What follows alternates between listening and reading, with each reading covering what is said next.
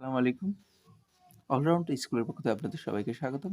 আমরা কৃষিজ সম্পদ থেকে আসা বিভিন্ন প্রশ্ন, এটি প্রায় ২৫ বছরের প্রশ্ন।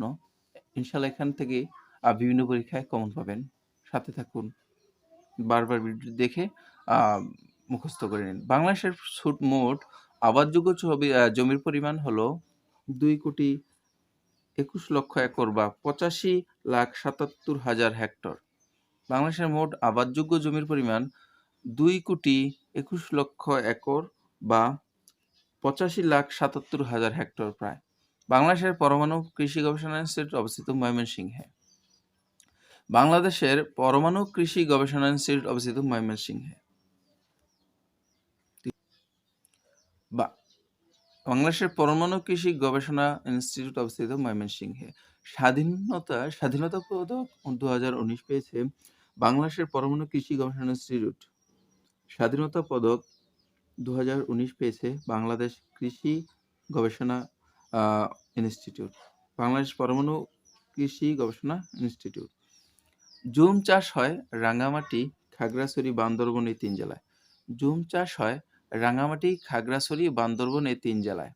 বাংলাদেশের মোট দেশজ উৎপাদনের কৃষিখাতের অবদান কত? অবদান ক্রমহ্রাসমান, অর্থাৎ আস্তে আস্তে কৃষিখাতের অবদান হ্রাস পাচ্ছে।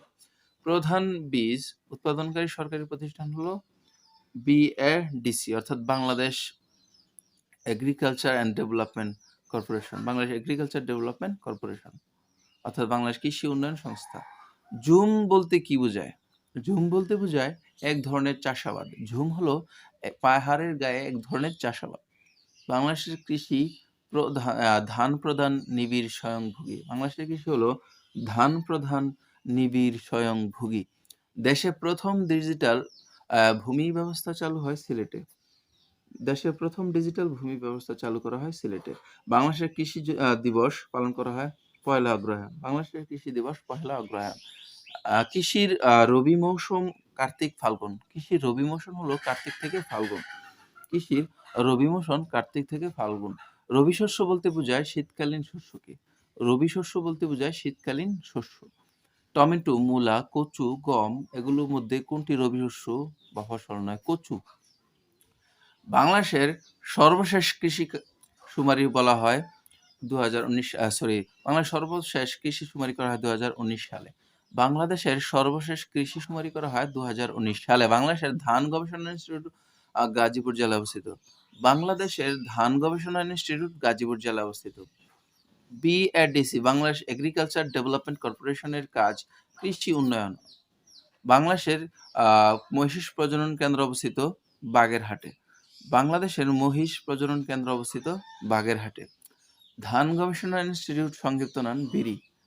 ধান গবেষণা ইনস্টিটিউটের সংক্ষিপ্ত নাম বিরি। তেলবীজ গবেষণা ইনস্টিটিউট অবস্থিত জয়দেবপুর, গাজীপুর। ধান তৈলবীজ গবেষণা ইনস্টিটিউট অবস্থিত জয়দেবপুর, গাজীপুর। ইরাটম হচ্ছে উন্নত জাতের ধান। বাংলাদেশের মশলা গবেষণা কেন্দ্রের অবস্থান বগুড়া। বাংলাদেশের মশলা গবেষণা কেন্দ্রের অবস্থান বগুড়া। ফল গবেষণা ইনস্টিটিউট অবস্থিত রাজশাহী। ফল গবেষণা ইনস্টিটিউট অবস্থিত রাজশাহী। বাংলাদেশ ডাল ইক্ষু গবেষণা ইনস্টিটিউট অবস্থিত চিনি শিল্পের ট্রেনিং ইনস্টিটিউট অবস্থিত ঈশ্বরদী। বাংলাদেশের বৃহত্তম কৃষি উদ্যান কোথায় অবস্থিত? গাজীপুর জেলার কাশিমপুরে। বাংলাদেশের বৃহত্তম কৃষি উদ্যান কোথায় অবস্থিত? গাজীপুর জেলার কাশিমপুর। বাংলাদেশের জমির খাজনা মওকুফ করা হয়েছে ২৫ বিঘা পর্যন্ত। বাংলাদেশের জমি খাজনা মওকুফ করা হয়েছে ২৫ বিঘা পর্যন্ত। রিবনের রেটিং হচ্ছে পাট পচানোর পদ্ধতি। রিবনের রেটিং হচ্ছে পাট পচানোর পদ্ধতি। পাট ও ছত্রাকের জিন অথবা জীবন রহস্য আবিষ্কারক বৈজ্ঞানিক হলেন মাকসুদুল আলম। ইউরিয়া সার থেকে উদ্ভিদ যে খাদ্য উপাদানটি লাভ করে সেটা হলো নাইট্রোজেন। ইউরিয়া সার থেকে উদ্ভিদ নাইট্রোজেন উপাদানটি লাভ করে, যেটা নাইট্রোজেন সার অর্থাৎ ইউরিয়ার মধ্যে ৪৬% হলো নাইট্রোজেন। নাইট্রোজেন গ্যাস থেকে যে সার প্রস্তুত করা হয় তার নাম হলো ইউরিয়া। ইউরিয়া সারে নাইট্রোজেনের পরিমাণ ৪৪ থেকে ৪৬%, অর্থাৎ ৪৪ থেকে ৪৬% ইউরিয়া সারে নাইট্রোজেনের থাকে 46%। ইউরিয়া সারে নাইট্রোজেন থাকে 46%। ট্রিপল সুপার ফসফেট এক জাতীয় সার। ট্রিপল সুপার ফসফেট বা টিএসপি। টিএসপি হলো এক জাতীয় সার। যে মৌল গাছের সরবরাহের জন্য মাটিতে মিউরেট অফ পটাশ দেওয়া হয় সেটা হলো পটাশিয়াম। পটাশিয়াম গাছের সরবরাহ করার জন্য মাটিতে মিউরেট অফ পটাশ দেওয়া হয়। ইউরিয়া সারের প্রধান কাজ গাছকে সবুজ ও সতেজ করা। ইউরিয়া সারের প্রধান কাজ হলো গাছকে সবুজ ও সতেজ করা। ইউরিয়া মিশ্রিত খড় খাওয়া গরু মোটা তাজা হয় কারণ ইউরিয়া মিশ্রিত খড়ে আমিষ উৎপাদনকারী নাইট্রোজেনের পর্যাপ্ত থাকে। জমিতে সার হিসেবে ব্যবহার করা হয় অ্যামোনিয়াম সালফেট। জমিতে সার হিসেবে ব্যবহার করা হয় অ্যামোনিয়াম সালফেট। ধন্যবাদ আমাদের সাথে থাকার জন্য। ভিডিওটি বারবার দেখে মুখস্থ করে ফেলুন। আমার চ্যানেলটি সাবস্ক্রাইব করে পাশে থাকবেন। ইনশাআল্লাহ আরো অনেক তথ্যবহুল ভিডিও আপনাদের সামনে নিয়ে হাজির হব। ততক্ষণ পর্যন্ত ভালো থাকবেন, সুস্থ থাকবেন। আল্লাহ হাফেজ। ওয়ালাইকুম। বাংলাদেশের অর্থকরী ফসল সম্পর্কে আসা বিভিন্ন প্রশ্ন, বিগত প্রায় 25 বছরের প্রশ্ন ইনশাআল্লাহ এখান থেকে কমন পাবেন। ভিডিওটি বারবার দেখে মুখস্থ করে ফেলুন। ইনশাআল্লাহ এখান থেকেই কমন পাবেন। বাংলাদেশের প্রথম চা জাদুঘর অবস্থিত শ্রীমঙ্গল। বাংলাদেশের প্রথম চা জাদুঘর অবস্থিত শ্রীমঙ্গলে। বাংলাদেশের কোন জেলায় চায়ের জন্য বিখ্যাত? সিলেট জেলা চায়ের জন্য বিখ্যাত। বাংলাদেশের কোন জেলা চায়ের জন্য বিখ্যাত? সিলেট জেলা। রূপালী ও ডেলফোস হচ্ছে উন্নত জাতের তুলা। রূপালী ও ডেলফোস হচ্ছে উন্নত জাতের তুলা। বাংলাদেশের রুটির ঝুড়ি বলা হয় দিনাজপুর জেলাকে। বাংলাদেশের রুটির ঝুড়ি বলা হয় দিনাজপুর জেলাকে। বাংলাদেশের শস্য ভাণ্ডার হিসেবে পরিচিত বরিশাল বিভাগ। বরিশাল। বাংলাদেশের শস্য ভাণ্ডার হিসেবে পরিচিত বরিশাল জেলা। কচুরিপানা যে দেশ থেকে বাংলাদেশে আনা হয়েছে সেটা হলো মেক্সিকো। কচুরিপানা যে দেশ থেকে বাংলাদেশে আনা হয়েছে সেটা হলো মেক্সিকো। সিলেটে প্রচুর চা জন্মানোর কারণ পাহাড় ও প্রচুর বৃষ্টিপাত। সিলেটে প্রচুর চা জন্মানোর কারণ হলো পাহাড় ও প্রচুর বৃষ্টিপাত। বর্তমানে চা বাগানের সংখ্যা দেশে 166টি চা বাগান রয়েছে। সবচেয়ে বেশি চা বাগান রয়েছে মৌলভীবাজার জেলায়। বাংলাদেশের প্রধান অর্থকরী ফসল হলো পাট। বাংলাদেশের প্রধান অর্থকরী ফসল পাট। পাখি ছাড়া বলাকা ও দোয়েল নামে পরিচিত দুটি উন্নত জাতের গম শস্য। পাখি ছাড়া বলাকা ও দোয়েল হলো দুটি উন্নত জাতের গম শস্য। দুটি উন্নত জাতের গম শস্য। স্বর্ণা সারের বৈজ্ঞানিক নাম ফাইটোহরমোন ইনডিউসার। স্বর্ণা সারের বৈজ্ঞানিক নাম ফাইটোহরমোন ইনডিউসার। নদী ছাড়া পদ্মা হলো উন্নত জাতের তরমুজ। নদী ছাড়া পদ্মা হলো উন্নত জাতের তরমুজ। তামাক চাষের জন্য বিখ্যাত রংপুর। তামাক চাষের জন্য বিখ্যাত রংপুর জেলা। ছায়া বৃক্ষ যে বাগানের সাথে সম্পৃক্ত সেটা হলো চা বাগান। ছায়া বৃক্ষ যে বাগানের সাথে সম্পৃক্ত সেটা হলো চা বাগান। পাট চাষের জন্য সর্বাপেক্ষা উপযোগী হলো দোআঁশ মাটি। পাট চাষের জন্য সর্বাপেক্ষা উপযোগী হলো দোআঁশ মাটি। ব্ল্যাক বেঙ্গল বলা হয় ছাগলকে। ব্ল্যাক বেঙ্গল বলা হয় ছাগলকে। বাংলাদেশের প্রথম চিংড়ি গবেষণা কেন্দ্র অবস্থিত বাগেরহাটে। বাংলাদেশের প্রথম চিংড়ি গবেষণা কেন্দ্র বাগেরহাটে অবস্থিত। বাংলাদেশের সবচেয়ে বেশি ধান উৎপন্ন হয় ময়মনসিংহ জেলায়। বাংলাদেশের সবচেয়ে বেশি ধান উৎপন্ন হয় ময়মনসিংহ জেলায়। বাংলাদেশের যে অঞ্চলে গোচারণের জন্য বাথান আছে সেটা হলো পাবনা ও সিরাজগঞ্জ জেলায়। বাংলাদেশের যে জেলায় বা যে অঞ্চলে গোচারণের জন্য বাথান আছে সেটা হলো পাবনা ও সিরাজগঞ্জ জেলায়। বাংলাদেশের কেন্দ্রীয় গো প্রজনন খামার অবস্থিত সাভার, ঢাকা। বাংলাদেশের কেন্দ্রীয় গো প্রজনন কেন্দ্র অবস্থিত সাভার, ঢাকা। বাংলাদেশে সবচেয়ে বেশি পাট উৎপন্ন হয় যে জেলায় সেটা হলো ফরিদপুর জেলায়। বাংলাদেশের সবচেয়ে বেশি পাট উৎপন্ন হয় ফরিদপুর জেলায়। সর্বাধিক চা বাগান যে জেলা অবস্থিত সেটা হলো মৌলভীবাজার জেলায়। সর্বাধিক চা বাগান মৌলভীবাজার জেলা অবস্থিত। বাংলাদেশের সর্বশেষ যে জেলায় চা বাগান করা হয় সেটা হলো পঞ্চগড়। বাংলাদেশের সর্বশেষ যে জেলায় চা বাগান করা হয় সেটা হলো পঞ্চগড় জেলা। বাংলাদেশের প্রথম চায়ের চাষ আরম্ভ হয় সিলেটের মালনীছড়ায়। বাংলাদেশের প্রথম চায়ের চাষ আরম্ভ হয় সিলেটের মালনীছড়ায়। চা গবেষণা কেন্দ্র অবস্থিত শ্রীমঙ্গল। চা গবেষণা কেন্দ্র অবস্থিত শ্রীমঙ্গল। বাংলাদেশের পাট গবেষণা কেন্দ্র ইনস্টিটিউট অবস্থিত ঢাকায়। বাংলাদেশ পাট গবেষণা ইনস্টিটিউট ঢাকায় অবস্থিত। বাংলাদেশ চা বোর্ড চট্টগ্রামে অবস্থিত। বাংলাদেশ চা বোর্ড চট্টগ্রামে অবস্থিত। যে জেলা তুলা চাষের জন্য উপযোগী সেটা হলো যশোর জেলা। যে জেলা তুলা চাষের জন্য সবচেয়ে বেশি উপযোগী সেটা হলো যশোর জেলা। জুটন আবিষ্কার করেন ডক্টর মোহাম্মদ সিদ্দিকুল্লাহ। জুটন আবিষ্কার করেন ডক্টর মোহাম্মদ সিদ্দিকুল্লাহ। একটি কাঁচা পাটের গাইডের ওজন 4.5 মণ। একটি কাঁচা পাটের গাইডের ওজন হলো 4.5 মণ। বাংলাদেশের প্রধান অর্থকরী ফসল পাট। বাংলাদেশের প্রধান অর্থকরী ফসল পাট। পাটের জিনোম আবিষ্কার করেন মাকসুদুল আলম। পাটের জিনোম আবিষ্কার করেন মাকসুদুল আলম। বাংলাদেশের জাতীয় অর্থনৈতিক ফসল হলো বা অর্থকরী ফসল হলো চা। বাংলাদেশের দ্বিতীয় অর্থকরী ফসল চা। বাংলাদেশের দ্বিতীয় অর্থকরী ফসল চা। বাংলাদেশে অর্গানিক চা উৎপন্ন শুরু হয়েছে পঞ্চগড় জেলায়। বাংলাদেশের অর্গানিক চা উৎপাদন শুরু হয় পঞ্চগড় জেলায়। নদী ছাড়া মহানন্দ হইছে আম। মহানন্দা একটা নদীর নাম, আবার নদী ছাড়া একটি আমের নামও মহানন্দা। বাংলাদেশে রেশম উৎপন্ন হয় রাজশাহীতে। বাংলাদেশে রেশম উৎপন্ন হয় রাজশাহীতে। রেশম গুটি উৎপাদনের জন্য বিখ্যাত রাজশাহী। রেশম গুটি উৎপাদনের জন্য বিখ্যাত রাজশাহী। অগ্নিশ্বর, কানাইবাসী, মোহনবাসী, বিট জবা এগুলো হলো উন্নত জাতের কলা। উন্নত জাতের কলা। বাংলাদেশের অতি পরিচিত খাদ্য গুল আলু। এটি এই খাদ্য বাংলাদেশ কোন দেশ থেকে আনা হয়েছিল? এটি হল্যান্ড থেকে আনা হয়েছিল। গুল আলু কোন দেশ থেকে আনা হয়েছিল? ইউরোপের হল্যান্ড থেকে। বাংলাদেশের সবচেয়ে বেশি উৎপাদিত হয় বোরো ধান। বাংলাদেশের সবচেয়ে বেশি উৎপাদিত হয় বোরো ধান। আলুর একটি জাত হলো ডায়মন্ড। আলুর একটি উন্নত জাত হলো ডায়মন্ড। অগ্নিশ্বর যে ফসলের উন্নত জাত সেটা হলো কলা। অগ্নিশ্বর হলো কলার একটি উন্নত জাত। বাংলাদেশের রূপা আমন ধান কাটা হয় অগ্রহায়ণ পুষ মাসে। বাংলাদেশে রূপা আমন ধান কাটা হয় অগ্রহায়ণ পুষ মাসে। বর্ণালী ও শুভ্রা হচ্ছে উন্নত জাতের ভুট্টা। বর্ণালী ও শুভ্রা হচ্ছে উন্নত জাতের ভুট্টা। সোনালিকা ও আকবর বাংলাদেশের কৃষিক্ষেত্রে উন্নত জাতের গমের নাম। সোনালী ও আকবর হলো উন্নত জাতের গমের নাম। ইরাটম হচ্ছে উন্নত জাতের ধান। ইরাটম হচ্ছে উন্নত জাতের ধান। পাখিছাড়া, বলাকা ও দোয়েল নামে পরিচিত দুটি উন্নত জাতের গম শস্য। দুটি উন্নত জাতের গম শস্য হলো বলাকা ও দোয়েল। পাখিছাড়া। বাংলাদেশের কোথায় সবচেয়ে বেশি গম উৎপন্ন হয়? বাংলাদেশ সবচেয়ে বেশি গম উৎপাদন হয় ঠাকুরগাঁও জেলায়। ঠাকুরগাঁয়ে বাংলাদেশের সবচেয়ে বেশি গম উৎপন্ন হয়। সর্বপ্রথম যে উপসি ধান এদেশে চালু হয়ে এখনো বর্তমান রয়েছে সেটা হলো ইরি 8 বা ইরি 8। ইরি 8 এখনো চালু রয়েছে। অনেক আগে থেকেই সর্বপ্রথম উৎপন্ন হয়ে এখনো চালু রয়েছে। হারিয়াভাঙ্গা নাম যে ফলের নাম, হারিয়াভাঙ্গা হলো একটি নদীর নাম, এছাড়া একটি ফলের নাম হলো হারিয়াভাঙ্গা, যেটা আম।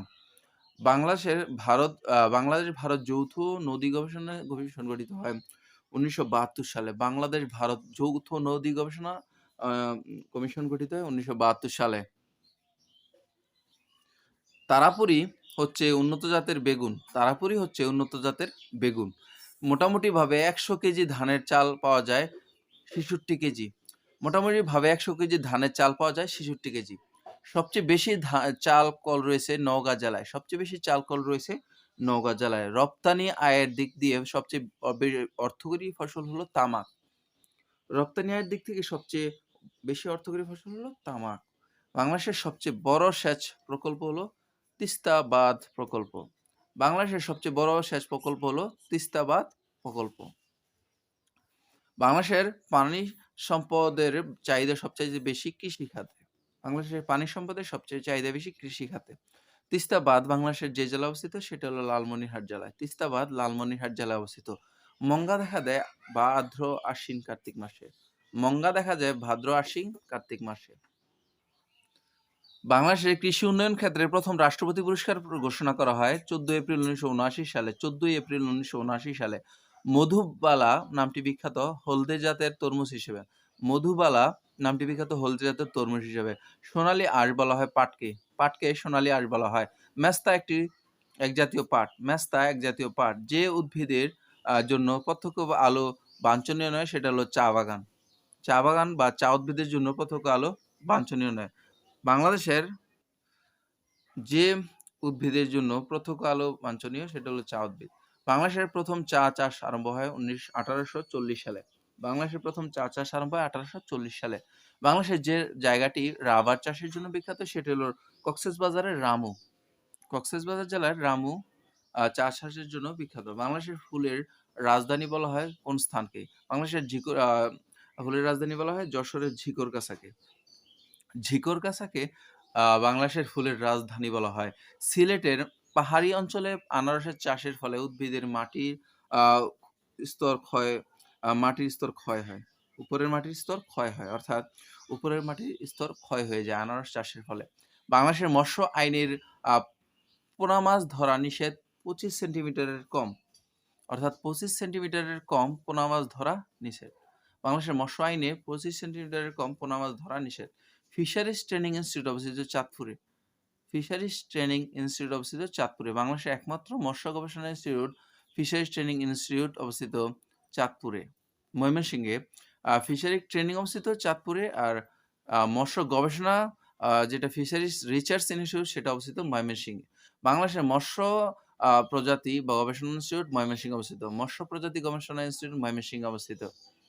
বাংলাদেশের সর্ব বাংলাদেশের সমুদ্র তীরবর্তী অঞ্চলের সবচেয়ে বড় অর্থনৈতিক কর্মকাণ্ড হচ্ছে চিংড়ি। বাংলাদেশের সমুদ্র তীরবর্তী অঞ্চলের সবচেয়ে বড় অর্থনৈতিক কর্মকাণ্ড হলো মাছের চাষ। চিংড়ি মাছের চাষ। বাগদা চিংড়ি রপ্তানি পণ্য হিসেবে স্থান করে নিয়েছে ৭০ দশকে। ৭০ দশক থেকে বাগদা চিংড়ি রপ্তানি পণ্য হিসেবে স্থান করে নিয়েছে। ব্ল্যাক টাইগার বলে পরিচিত যে চিংড়ি বাগদা চিংড়ি। বাংলাদেশের হোয়াইট গোল্ড হিসেবে পরিচিত চিংড়ি মাছ। বাংলাদেশের হোয়াইট গোল্ড হিসেবে পরিচিত চিংড়ি মাছ। গবাদি পশুর জাত উন্নয়নে পাক ভারত উপমহাদেশে যে ব্রিটিশ প্রথম অগ্রণী ভূমিকা পালন করেন তিনি হলেন লর্ড লিনলিথগো। Lord Linlithgow. সবচেয়ে বেশি দুগ্ধ উৎপাদনকারী গাভীর জাত ফ্রিসিয়ান। সবচেয়ে বেশি দুগ্ধ উৎপাদনকারী গাভীর জাত ফ্রিসিয়ান। যে জাতের ছাগল বাংলাদেশে সবচেয়ে বেশি পাওয়া যায় সেটা হলো ব্ল্যাক বেঙ্গল ছাগল বাংলাদেশে সবচেয়ে বেশি পাওয়া যায়। বাংলাদেশের গবাদি পশুতে প্রথম ভ্রূণ বদল করা হয় ৫ মে ১৯৯৫ সালে। বাংলাদেশের গবাদি পশুতে প্রথম ভ্রূণ বদল করা হয় ৫ মে ১৯৭৫। ভালো থাকবেন। ভিডিওটি বেশি, বেশি করে শেয়ার করবেন এবং সাবস্ক্রাইব করে পাশে থাকবেন। আপনার বন্ধু-বান্ধবকে জানিয়ে দিবেন। ইনশাআল্লাহ এখান থেকে পরীক্ষা কমন পাবেন। ভালো থাকবেন, সুস্থ থাকবেন। আল্লাহ হাফেজ। আসসালামু আলাইকুম। বিসিএস এবং প্রাইমারির স্পেশাল সাজেশন নিয়ে আপনাদের সামনে হাজির হলাম। আজকের বিষয় খনিজ সম্পদ। অর্থাৎ খনিজ সম্পদ থেকে আসা বিগত ২৫ থেকে ৩০ বছরের প্রশ্ন। ইনশাআল্লাহ এখান থেকে বিভিন্ন চাকরি পরীক্ষায় কমন পাবেন। বারবার ভিডিওটি দেখতে থাকুন এবং মুখস্থ করে ফেলুন। আমার চ্যানেলটি সাবস্ক্রাইব করে পাশে থাকুন। ইনশাআল্লাহ আপনাদের অনেকটা উপকার হবে। তিতাস গ্যাস ক্ষেত্র আবিষ্কৃত হয় ১৯৬২ সালে। তিতাস গ্যাস ক্ষেত্র আবিষ্কৃত হয় ১৯৬২ সালে। ছাতক বিরানীবাজার গ্যাস ফিল্ড দুটি অবস্থিত সিলেট। ছাতক বিরানীবাজার গ্যাস ফিল্ড দুটি অবস্থিত সিলেট। কামতা গ্যাস ক্ষেত্রটি অবস্থিত গাজীপুর। কামতা গ্যাস ক্ষেত্রটি অবস্থিত গাজীপুর। শ্রীকাইল গ্যাস ক্ষেত্রটি বাংলাদেশের যে জেলা অবস্থিত? কুমিল্লা। শ্রীকাইল গ্যাস ক্ষেত্রটি কুমিল্লা জেলায় অবস্থিত। সেমুতাং গ্যাস ক্ষেত্রটি খাগড়াছড়ি জেলায় অবস্থিত। সেমুতাং গ্যাস ক্ষেত্রটি অবস্থিত খাগড়াছড়ি জেলায়। সুনেত্র গ্যাস ক্ষেত্র অবস্থিত নেত্রকোনা, সুনামগঞ্জ। সুনেত্র গ্যাস ক্ষেত্রটি অবস্থিত নেত্রকোনা ও সুনামগঞ্জ। সিলেটের হরিপুরে পাওয়া গেছে গ্যাস ও তৈল উভয়ই। গ্যাস এবং তৈল উভয়ই। বাপেক্স এর পুরো নাম হলো Bangladesh petroleum exploration. Bangladesh petroleum exploration Bapex এর পূর্ণরূপ। ফুলবাড়ী কয়লা খনি অবস্থিত দিনাজপুরে। ফুলবাড়ী কয়লা খনি অবস্থিত দিনাজপুরে। বাংলাদেশে ইউরেনিয়ামের সন্ধান পাওয়া গেছে কুলাউড়া পাহাড়ে। বাংলাদেশে ইউরেনিয়ামের সন্ধান পাওয়া গেছে কুলাউড়া পাহাড়, সিলেট।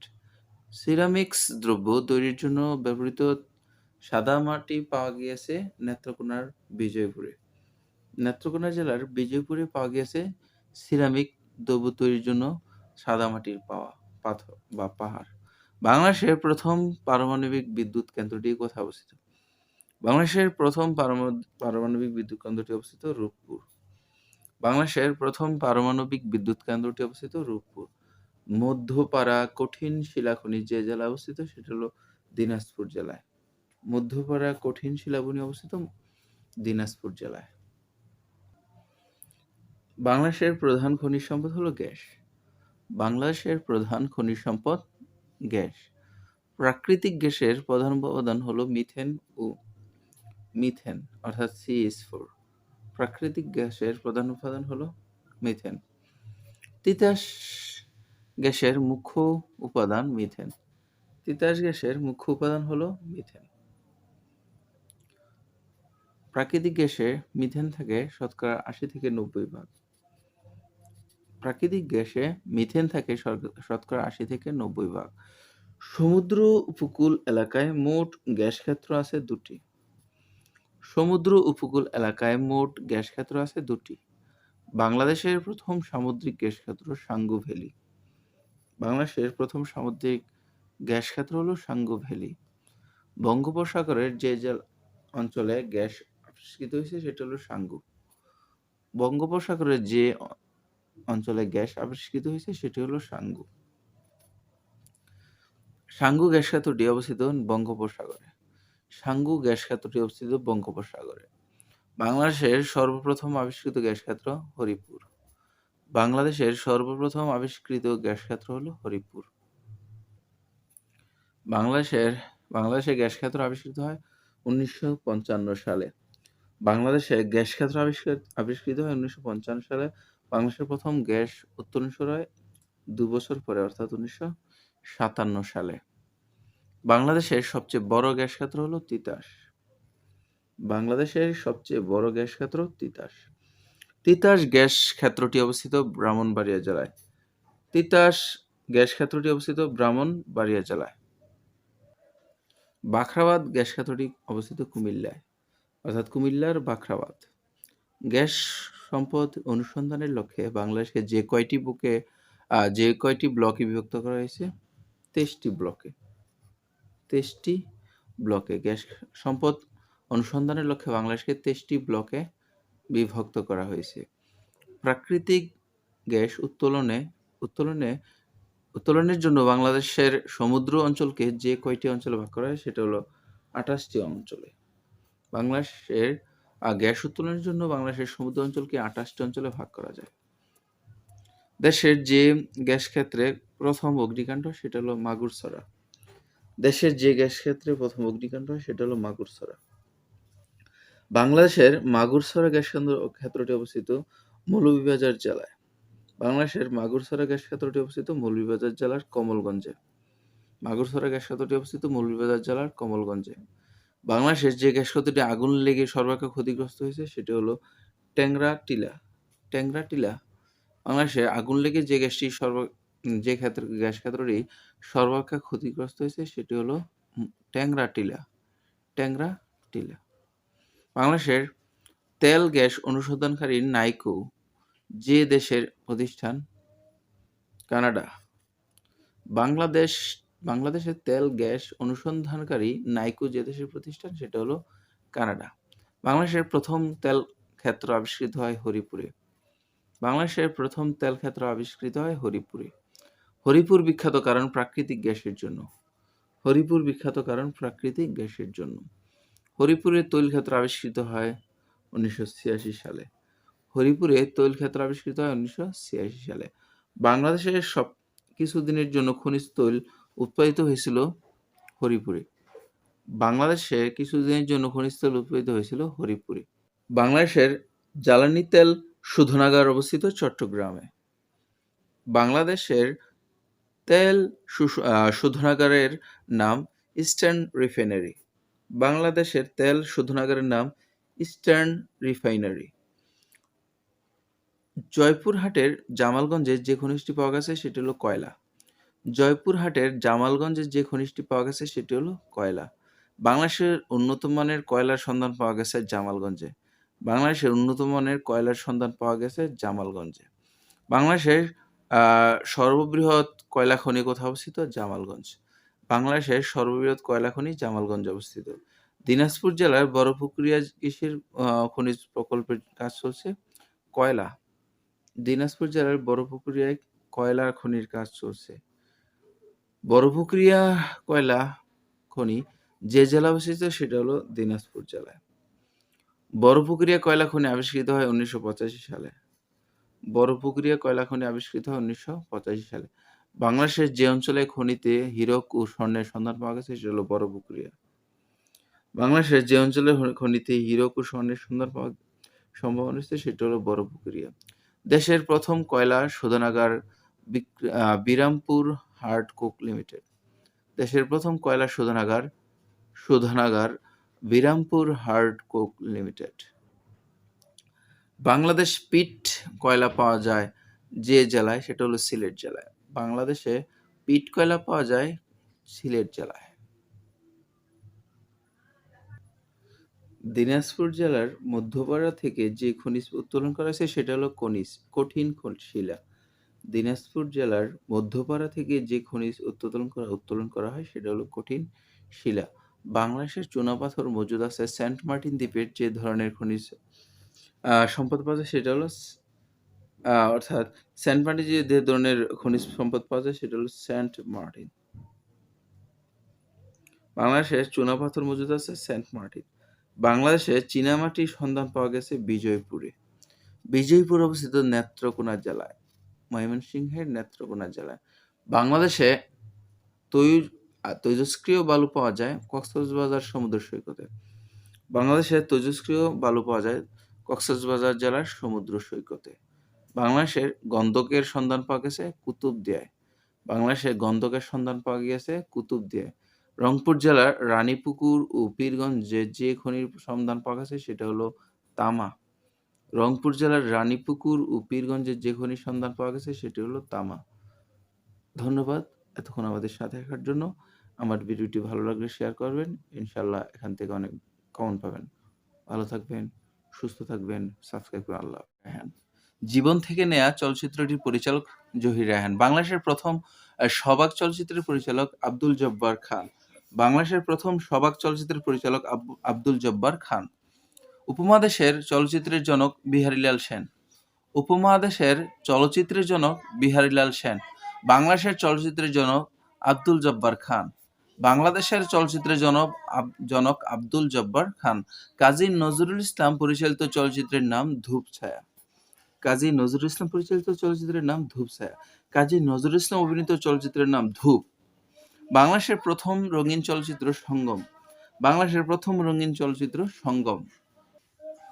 মুক্তিযুদ্ধ ভিত্তিক প্রামাণ্য চলচ্চিত্র স্টপ জেনোসাইড এর পরিচালক জহির রায়হান। স্টপ জেনোসাইড এর পরিচালক জহির রায়হান। মুক্তির গান চলচ্চিত্রের নির্মাতা তারেক মাসুদ। মুক্তির গান চলচ্চিত্রের নির্মাতা Tareque Masud. Let there be light চলচ্চিত্রটি বিখ্যাত ছবিটি পরিচালনা করেছেন জহির রায়হান।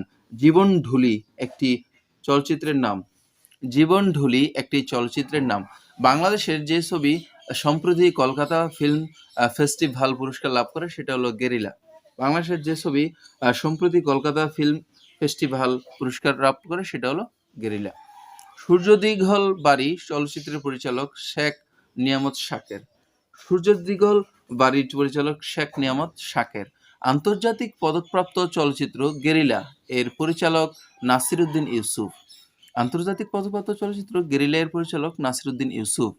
কান চলচ্চিত্র উৎসবে পুরস্কারপ্রাপ্ত বাংলাদেশের ছায়াছবি মাটির ময়না। কান চলচ্চিত্র উৎসবে পুরস্কারপ্রাপ্ত বাংলাদেশের ছায়াছবি মাটির ময়না। আন্তর্জাতিক খ্যাতিসম্পন্ন স্বল্পদৈর্ঘ্য চলচ্চিত্র চাকা এর পরিচালক মোরশেদুল ইসলাম। আন্তর্জাতিক খ্যাতিসম্পন্ন স্বল্পদৈর্ঘ্য চলচ্চিত্র চাকা এর পরিচালক মোরশেদুল ইসলাম। মনে রাখবেন চাকা এর পরিচালক মোরশেদুল ইসলাম। সূর্য দীঘল বাড়ির লেখকের নাম আবু ইসহাক। সূর্য দীঘল বাড়ির লেখকের নাম আবু ইসহাক। ওরা 11 জন চলচ্চিত্রের মূল উপজীব্য ও পটভূমি হলো বাংলাদেশের মুক্তিযুদ্ধ, যেটির পরিচালক চাষী নজরুল ইসলাম। ওরা 11 জন চলচ্চিত্রের মূল উপজীব্য ও পটভূমি হলো বাংলাদেশের মুক্তিযুদ্ধ। পৃথিবী বিখ্যাত চলচ্চিত্রকার সত্যজিৎ রায়ের পৈতৃক নিবাস কিশোরগঞ্জে। পৃথিবী বিখ্যাত চলচ্চিত্রকার সত্যজিৎ রায়ের পৈতৃক নিবাস কিশোরগঞ্জ। বাংলাদেশের প্রথম স্বল্পদৈর্ঘ্য চলচ্চিত্রের উৎসবের আয়োজন করা হয় 8 থেকে 16 ডিসেম্বর 1988 সালে। বাংলাদেশের প্রথম স্বল্পদৈর্ঘ্য চলচ্চিত্রের উৎসবের আয়োজন করা হয় 8 থেকে 16 ডিসেম্বর 1988 সালে। মনের মানুষ চলচ্চিত্রের পরিচালক গৌতম ঘোষ। মনের মানুষ চলচ্চিত্রের পরিচালক গৌতম ঘোষ। উপমহাদেশের প্রথম অস্কার পুরস্কার বিজয়ী হলেন সত্যজিৎ রায়। উপমহাদেশের প্রথম অস্কার বিজয়ী হলেন সত্যজিৎ রায়। পৃথিবী বিখ্যাত বেশ কয়েকটি চলচ্চিত্র নির্মাণ করে যে বাঙালি সুনাম অর্জন করেছেন তিনি হলেন সত্যজিৎ রায়, যিনি অস্কার পুরস্কার পেয়েছেন। পৃথিবী বিখ্যাত বেশ কয়েকটি চলচ্চিত্র নির্মাণ করে যে বাঙালি সুনাম অর্জন করেছেন তিনি হলেন সত্যজিৎ রায়। প্রয়াত চিত্র পরিচালক তারেক মাসুদের জঙ্গিবাদ ও তার প্রভাব সম্পর্কিত চলচ্চিত্রের নাম মাটির ময়না। প্রয়াত চিত্র পরিচালক তারেক মাসুদের জঙ্গিবাদ ও তার প্রভাব সম্পর্কিত চলচ্চিত্রের নাম মাটির ময়না। কান চলচ্চিত্র উৎসবে পুরস্কারপ্রাপ্ত বাংলাদেশের ছায়াছবি মাটির ময়না। কান চলচ্চিত্র উৎসবে পুরস্কারপ্রাপ্ত বাংলাদেশের ছায়াছবির নাম মাটির ময়না। ধন্যবাদ। আমার চ্যানেলটি সাবস্ক্রাইব করুন, পাশে থাকুন। ইনশাল্লাহ এখান থেকে কমেন্ট পাবেন। ভালো থাকবেন, সুস্থ থাকবেন। আল্লাহ হাফেজ। আসসালামু আলাইকুম। বাংলাদেশের জাদুঘরকে নিয়ে বা বাংলাদেশের জাদুঘর সমূহ সম্পর্কে বিভিন্ন পরীক্ষায় আসা প্রশ্ন ইনশাল্লাহ এখান থেকে কমন পাবেন। আর 9টি প্রশ্ন সবগুলো মুখস্থ করে নেবেন। বাংলাদেশের লোকশিল্প জাদুঘর অবস্থিত সোনারগাঁয়ে। এটা বিভিন্ন পরীক্ষায় হাজারোবার এসেছে। বাংলাদেশের লোকশিল্প জাদুঘর কোথায় অবস্থিত? সোনারগাঁও। বাংলাদেশের একমাত্র নৃতাত্ত্বিক জাদুঘর অবস্থিত চট্টগ্রাম জেলায়। বাংলাদেশের একমাত্র নৃতাত্ত্বিক জাদুঘর চট্টগ্রাম জেলায় অবস্থিত। বাংলাদেশের সর্বপ্রথম জাদুঘর বরেন্দ্র জাদুঘর, যেটি বরেন্দ্র গবেষণা জাদুঘর, রাজশাহী জেলায় অবস্থিত। মুক্তিযুদ্ধের জাদুঘর অবস্থিত শেরেবাংলা নগর, আগারগাঁও, ঢাকা। মুক্তিযুদ্ধ জাদুঘর, যেটি শেরেবাংলা নগর, আগারগাঁও, ঢাকায় অবস্থিত। আমাদের মুক্তিযুদ্ধ জাদুঘর অবস্থিত আগারগাঁও। বরেন্দ্র জাদুঘর অবস্থিত রাজশাহী। বাংলাদেশের ডাক জাদুঘরটি অবস্থিত ঢাকায়। লালন জাদুঘর কোথায় অবস্থিত? কুষ্টিয়ায়।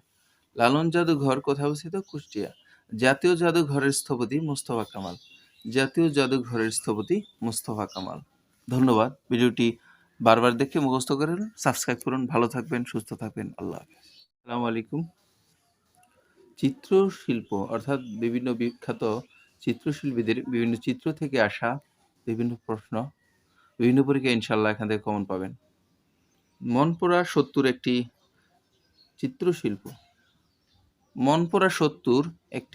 চিত্রশিল্প। ম্যাডোনা ৪৩ ছবিটির চিত্রশিল্পী হলেন জয়নুল আবেদিন।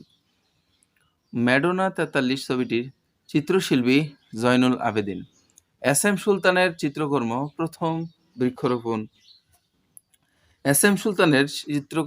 শিল্পকর্ম প্রথম বৃক্ষরোপণ। বাংলাদেশের জাতীয় পতাকার ডিজাইনার বা বাংলাদেশের জাতীয় পতাকার মূল রূপকার বা নকশাকারক হলেন কামরুল হাসান। প্রখ্যাত ছবি ৩ কন্যা এঁকেছেন বিখ্যাত চিত্রকর্ম ৩ কন্যা এর চিত্রকর কামরুল হাসান।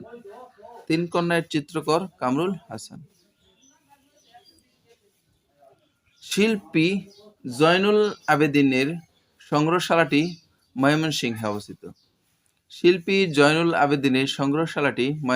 অবস্থিত। 1943 সালের দুর্ভিক্ষের উপর ছবি এঁকে বিখ্যাত হন জয়নুল আবেদিন।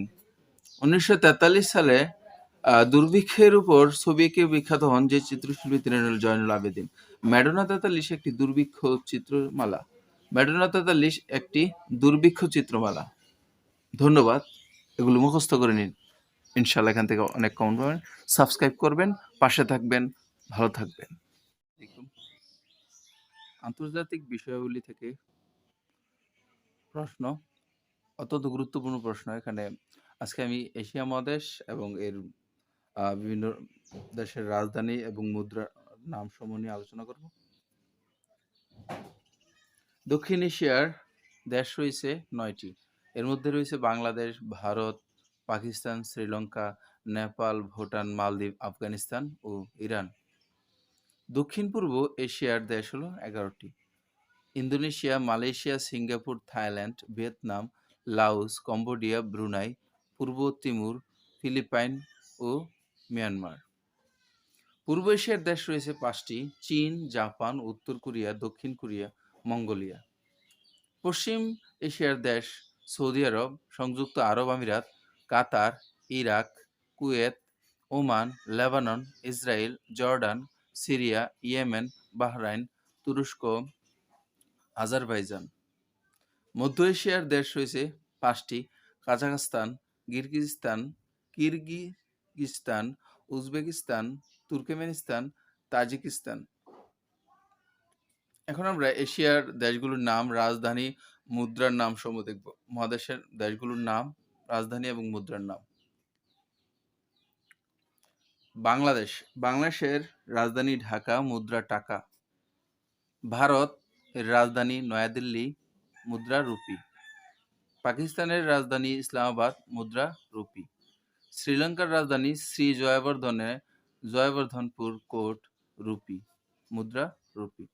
নেপালের রাজধানী কাঠমান্ডু, মুদ্রা রুপি। ইরাকের রাজধানী বাগদাদ, মুদ্রা দিনার। ইরাকের রাজধানী বাগদাদ, মুদ্রা দিনার। ইসরায়েলের রাজধানী জেরুজালেম, মুদ্রা শেকেল। জর্ডান এর রাজধানী আম্মান, মুদ্রা দিনার। কুয়েত এর রাজধানী কুয়েত সিটি, মুদ্রা দিনার। লেবানন এর রাজধানীর নাম বৈরুত, মুদ্রা পাউন্ড। কাতার এর রাজধানী দোহা, মুদ্রা রিয়াল। ইয়েমেনের রাজধানীর নাম সানা, মুদ্রা রিয়াল। সংযুক্ত আরব আমিরাতের রাজধানীর নাম আবুধাবি এবং মুদ্রা দিরহাম। সংযুক্ত আরব আমিরাতের রাজধানীর নাম আবুধাবি এবং মুদ্রা দিরহাম। ভুটান এর রাজধানীর নাম থিম্পু, মুদ্রা গুলট্রাম। ভুটান রাজধানী থিম্পু, মুদ্রা গুলট্রাম। মালদ্বীপ রাজধানী মালে, মুদ্রা রুপাইয়া। মায়ানমার রাজধানী নাইপিদু, মুদ্রা কিয়াট। মায়ানমার রাজধানী নাইপিদু, মুদ্রা কিয়াট। আফগানিস্তানের রাজধানীর নাম কাবুল, মুদ্রা আফগানি। ইন্দোনেশিয়ার রাজধানী জাকার্তা, মুদ্রা রুপাইয়া। মালয়েশিয়ার রাজধানী কুয়ালালামপুর, মুদ্রা রিঙ্গিত। সিঙ্গাপুরের রাজধানী সিঙ্গাপুর সিটি, মুদ্রা ডলার। থাইল্যান্ডের রাজধানী ব্যাংকক, মুদ্রা বাত। ভিয়েতনামের রাজধানী হ্যানয়, মুদ্রা ডং। লাওসের রাজধানী ভিয়েনতিয়েন, মুদ্রা কিপ। কম্বোডিয়ার রাজধানী নমপেন, মুদ্রা রিয়েল। ব্রুনাইয়ের রাজধানী বন্দর সেরি বেগাওয়ান, মুদ্রা ডলার। ফিলিপাইনের রাজধানী মেলিনা, মুদ্রা পেসু। ফিলিপাইনের রাজধানী মেলিনা, মুদ্রা পেসু। তুরস্কের রাজধানী আঙ্কারা, মুদ্রা লিরা। সৌদি আরবের রাজধানী রিয়াদ, মুদ্রা রিয়াল। সিরিয়ার রাজধানী দামেস্ক, মুদ্রা পাউন্ড। সিরিয়ার রাজধানী দামেস্ক, মুদ্রা পাউন্ড। ওমান এর রাজধানী মাস্কট, মুদ্রা রিয়াল। ওমান এর রাজধানী মাস্কট, মুদ্রা রিয়াল। তাইওয়ানের রাজধানী নাইপে, মুদ্রা ডলার। তাইওয়ানের রাজধানী তাইপে, মুদ্রা ডলার। মঙ্গোলিয়ার রাজধানী উলানবাটর, মুদ্রা তুগরিক। মঙ্গোলিয়ার রাজধানী উলানবাটর, মুদ্রা তুগরিক। বাহরাইনের রাজধানীর নাম মানামা, মুদ্রা দিনার। বাহরাইনের রাজধানী মানামা, মুদ্রা দিনার। বাহরাইন, মানামা, দিনার। ইরান এর রাজধানী তেহরান, মুদ্রা রিয়াল।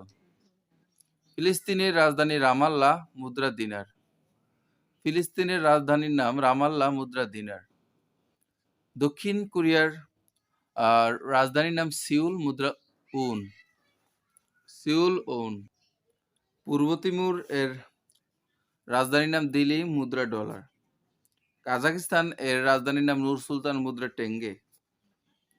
কিরগিজস্তানের রাজধানী বিশবেক, মুদ্রা সোম।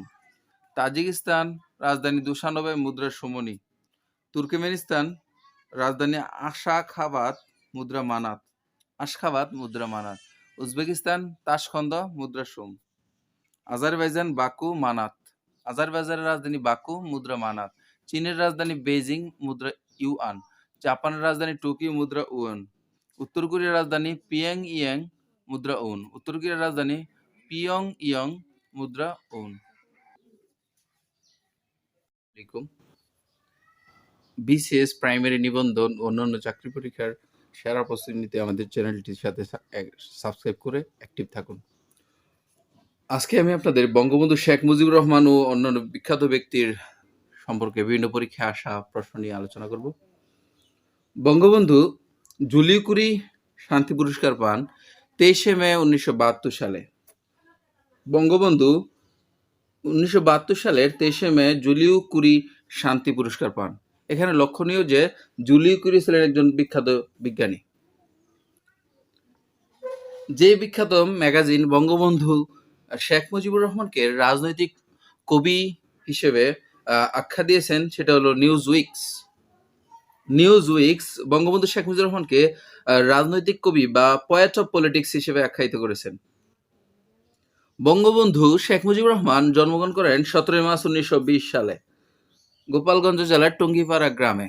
বঙ্গবন্ধু শেখ মুজিবুর রহমানের আত্মজীবনীমূলক গ্রন্থের নাম অসমাপ্ত আত্মজীবনী। অসমাপ্ত আত্মজীবনী অসমাপ্ত আত্মজীবনীর সর্বশেষ অনুদিত হয়েছে মালয় ভাষায়। অসমাপ্ত আত্মজীবনীর সর্বশেষ অনুদিত হয়েছে মালয় ভাষায়। বাংলাদেশের বেসামরিক প্রশাসন চালুর জন্য বঙ্গবন্ধু শেখ মুজিবুর রহমান 35টি বিধি জারি করেন। 7ই মার্চ 1971 সালে তিনি বেসামরিক প্রশাসন চালুর জন্য বঙ্গবন্ধু শেখ মুজিবুর রহমান 35টি বিধি জারি করেন। জাতির পিতা বঙ্গবন্ধু শেখ মুজিবুর রহমান রচিত স্মৃতিচারণ গ্রন্থ কারাগারের রচনামচা। জাতির পিতা বঙ্গবন্ধু শেখ মুজিবুর রহমান রচিত স্মৃতিচারণমূলক গ্রন্থ কারাগারের রচনামচা। বঙ্গবন্ধু শেখ মুজিবুর রহমানের জন্ম শতবার্ষিকী পালিত হয় 2020 সালে। বঙ্গবন্ধু আত্মজীবনী দ্বিতীয় গ্রন্থের নাম কারাগারের রচনামচা। বঙ্গবন্ধু শেখ মুজিবুর রহমানের ঐতিহাসিক 6 দফা ঘোষণা করেন 1966 সালের 5ই ফেব্রুয়ারি। বঙ্গবন্ধু মুজিবনগর সরকারের রাষ্ট্রপতি ছিলেন বঙ্গবন্ধু শেখ মুজিবুর রহমান। মুজিবনগর সরকারের রাষ্ট্রপতি ছিলেন বঙ্গবন্ধু শেখ মুজিবুর রহমান। জাতির পিতা বঙ্গবন্ধু শেখ মুজিবুর রহমানের শৈশবে যে বিদ্যালয়ে তার পাঠ শুরু করেন সেটা হলো গিমাডাঙ্গা প্রাথমিক বিদ্যালয়। গিমাডাঙ্গা প্রাথমিক বিদ্যালয়ে বঙ্গবন্ধু শেখ মুজিবুর রহমান শৈশবে পাঠ শুরু করেন। 1954 সালের সাধারণ নির্বাচনে যুক্তফ্রন্ট সরকারের কৃষিমন্ত্রী হিসেবে দায়িত্ব পালন করেন বঙ্গবন্ধু শেখ মুজিবুর রহমান। বঙ্গবন্ধু স্বদেশ প্রত্যাবর্তন দিবস 10 জানুয়ারি 1972 সালে বঙ্গবন্ধু স্বদেশ প্রত্যাবর্তন করেন। জাতিসংঘের সাধারণ অধিবেশনে বঙ্গবন্ধু শেখ মুজিবুর রহমান বাংলায় ভাষণ দিয়েছিলেন 29তম অধিবেশনে। জাতির পিতা বঙ্গবন্ধু শেখ মুজিবুর রহমান কর্তৃক রচিত 52 দিনগুলোতে কারাগারে অনশনরত বঙ্গবন্ধুর সঙ্গী ছিলেন মহিউদ্দিন আহমেদ। জাতির জনক বঙ্গবন্ধু শেখ মুজিবুর রহমানের স্মৃতি বিজড়িত বেকার হোস্টেলের যত নম্বর কক্ষকে জাদুঘরে রূপান্তর করা হয়েছে। 24 নম্বর কক্ষকে জাদুঘরে রূপান্তর করা হয়েছে। জাতিসংঘে যে রাষ্ট্রনায়ক সর্বপ্রথম বাংলায় ভাষণ প্রদান করেন তিনি হলেন বঙ্গবন্ধু শেখ মুজিবুর রহমান। শেখ মুজিবুর রহমানকে বঙ্গবন্ধু খেতাবে ভূষিত করা হয় 23 ফেব্রুয়ারি 1969 সালে। শেখ মুজিবুর রহমানকে বঙ্গবন্ধু উপাধি বা বঙ্গবন্ধু খেতাবে ভূষিত করা হয় 23 ফেব্রুয়ারি 1969 সালে। বঙ্গবন্ধুর গ্রামটি যে নদীর তীরে অবস্থিত সেটা হলো বাইগার নদীর তীরে। বঙ্গবন্ধুর গ্রামটি বাইগার নদীর তীরে অবস্থিত। বঙ্গবন্ধুর বহুমুখী সেতু চালু হয় 1998 সালে। বঙ্গবন্ধু বহুমুখী সেতু চালু হয় 1998 সালে। জাতির পিতা বঙ্গবন্ধু শেখ মুজিবুর রহমানের অসমাপ্ত আত্মজীবনী প্রথম প্রকাশিত হয় 2012 সালে।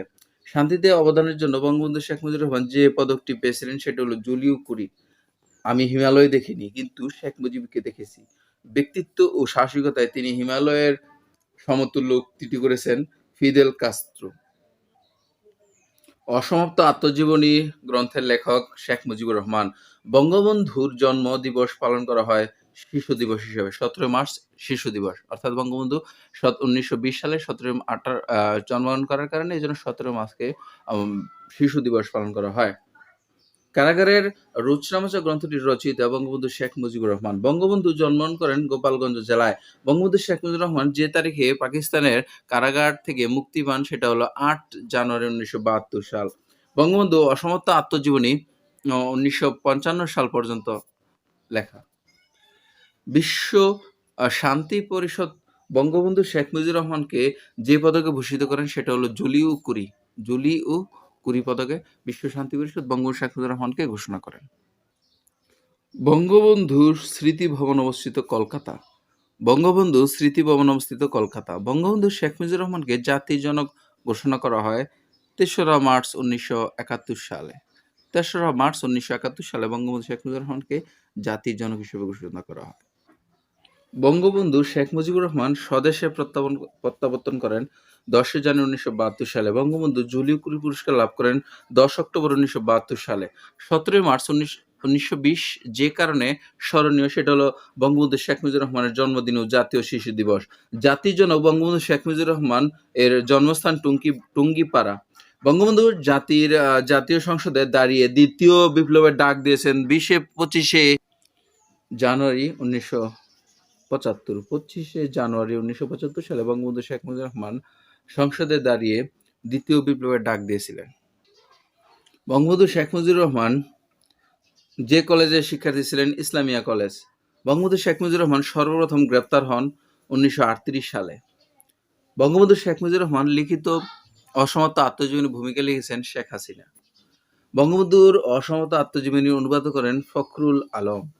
যে শহরে একটি সড়কের নাম বঙ্গবন্ধু শেখ মুজিবুর রহমান রাখা হয়েছে সেটা হলো দিল্লি শহরে। কারাগারের রোজনামচা গ্রন্থে যে সময়ের স্মৃতি লিপিবদ্ধ করেছেন সেটা হলো ১৯৬৬ থেকে ১৯৬৮ সালের। কারাগারের রোজনামচা গ্রন্থের নামকরণ করেন শেখ রেহানা। কারাগারের রোজনামচা গ্রন্থের নামকরণ করেন শেখ রেহানা। মুক্তিযুদ্ধের উপর লিখিত আমার কিছু কথা এর লেখক শেখ মুজিবুর রহমান। মুক্তিযুদ্ধের উপর লিখিত আমার কিছু কথা এর লেখক শেখ মুজিবুর রহমান। জামাল নজরুল ইসলাম একজন বৈজ্ঞানিক। জামাল নজরুল ইসলাম একজন বৈজ্ঞানিক। বাংলাদেশের মহামান্য রাষ্ট্রপতির সরকারি বাসভবনের নাম বঙ্গভবন। রাষ্ট্রপতির সরকারি বাসভবনের নাম বঙ্গভবন। শহীদ জননীর নামে পরিচিত জাহানারা ইমাম। শহীদ জননী জাহানারা ইমাম। দক্ষিণ এশিয়ায় ডক্টর মোহাম্মদ ইউনূস শান্তিতে নোবেল বিজয়ী দ্বিতীয় ব্যক্তি হলেন ডক্টর মোহাম্মদ ইউনূস। দক্ষিণ এশিয়ায় শান্তিতে নোবেল বিজয়ী দ্বিতীয় ব্যক্তি হলেন ডক্টর মোহাম্মদ ইউনূস। ডক্টর মোহাম্মদ ইউনূসের আত্মজীবনীমূলক গ্রন্থ দারিদ্র্যহীন বিশ্বের অভিমুখে। বাংলাদেশের যে ৭৭ ইংলিশ চ্যানেল অতিক্রম করেছিলেন তিনি হলেন ব্রজেন দাস। বাংলাদেশের যে ৭৭ ইংলিশ চ্যানেল অতিক্রম করেছিলেন তিনি হলেন ব্রজেন দাস। দুর্ভিক্ষ বিষয়ে মৌলিক অবদানের জন্য বিখ্যাত অমর্ত্য সেন। যে ক্ষেত্রে অবদানের জন্য অমর্ত্য সেনকে নোবেল পুরস্কার দেওয়া হয়েছে সেটা হলো কল্যাণ অর্থনীতি। অমর্ত্য সেন যে বিষয়ে গবেষণা করে নোবেল পুরস্কার পান সেটা হলো দুর্ভিক্ষ ও দারিদ্র্য। অতীশ দীপঙ্কর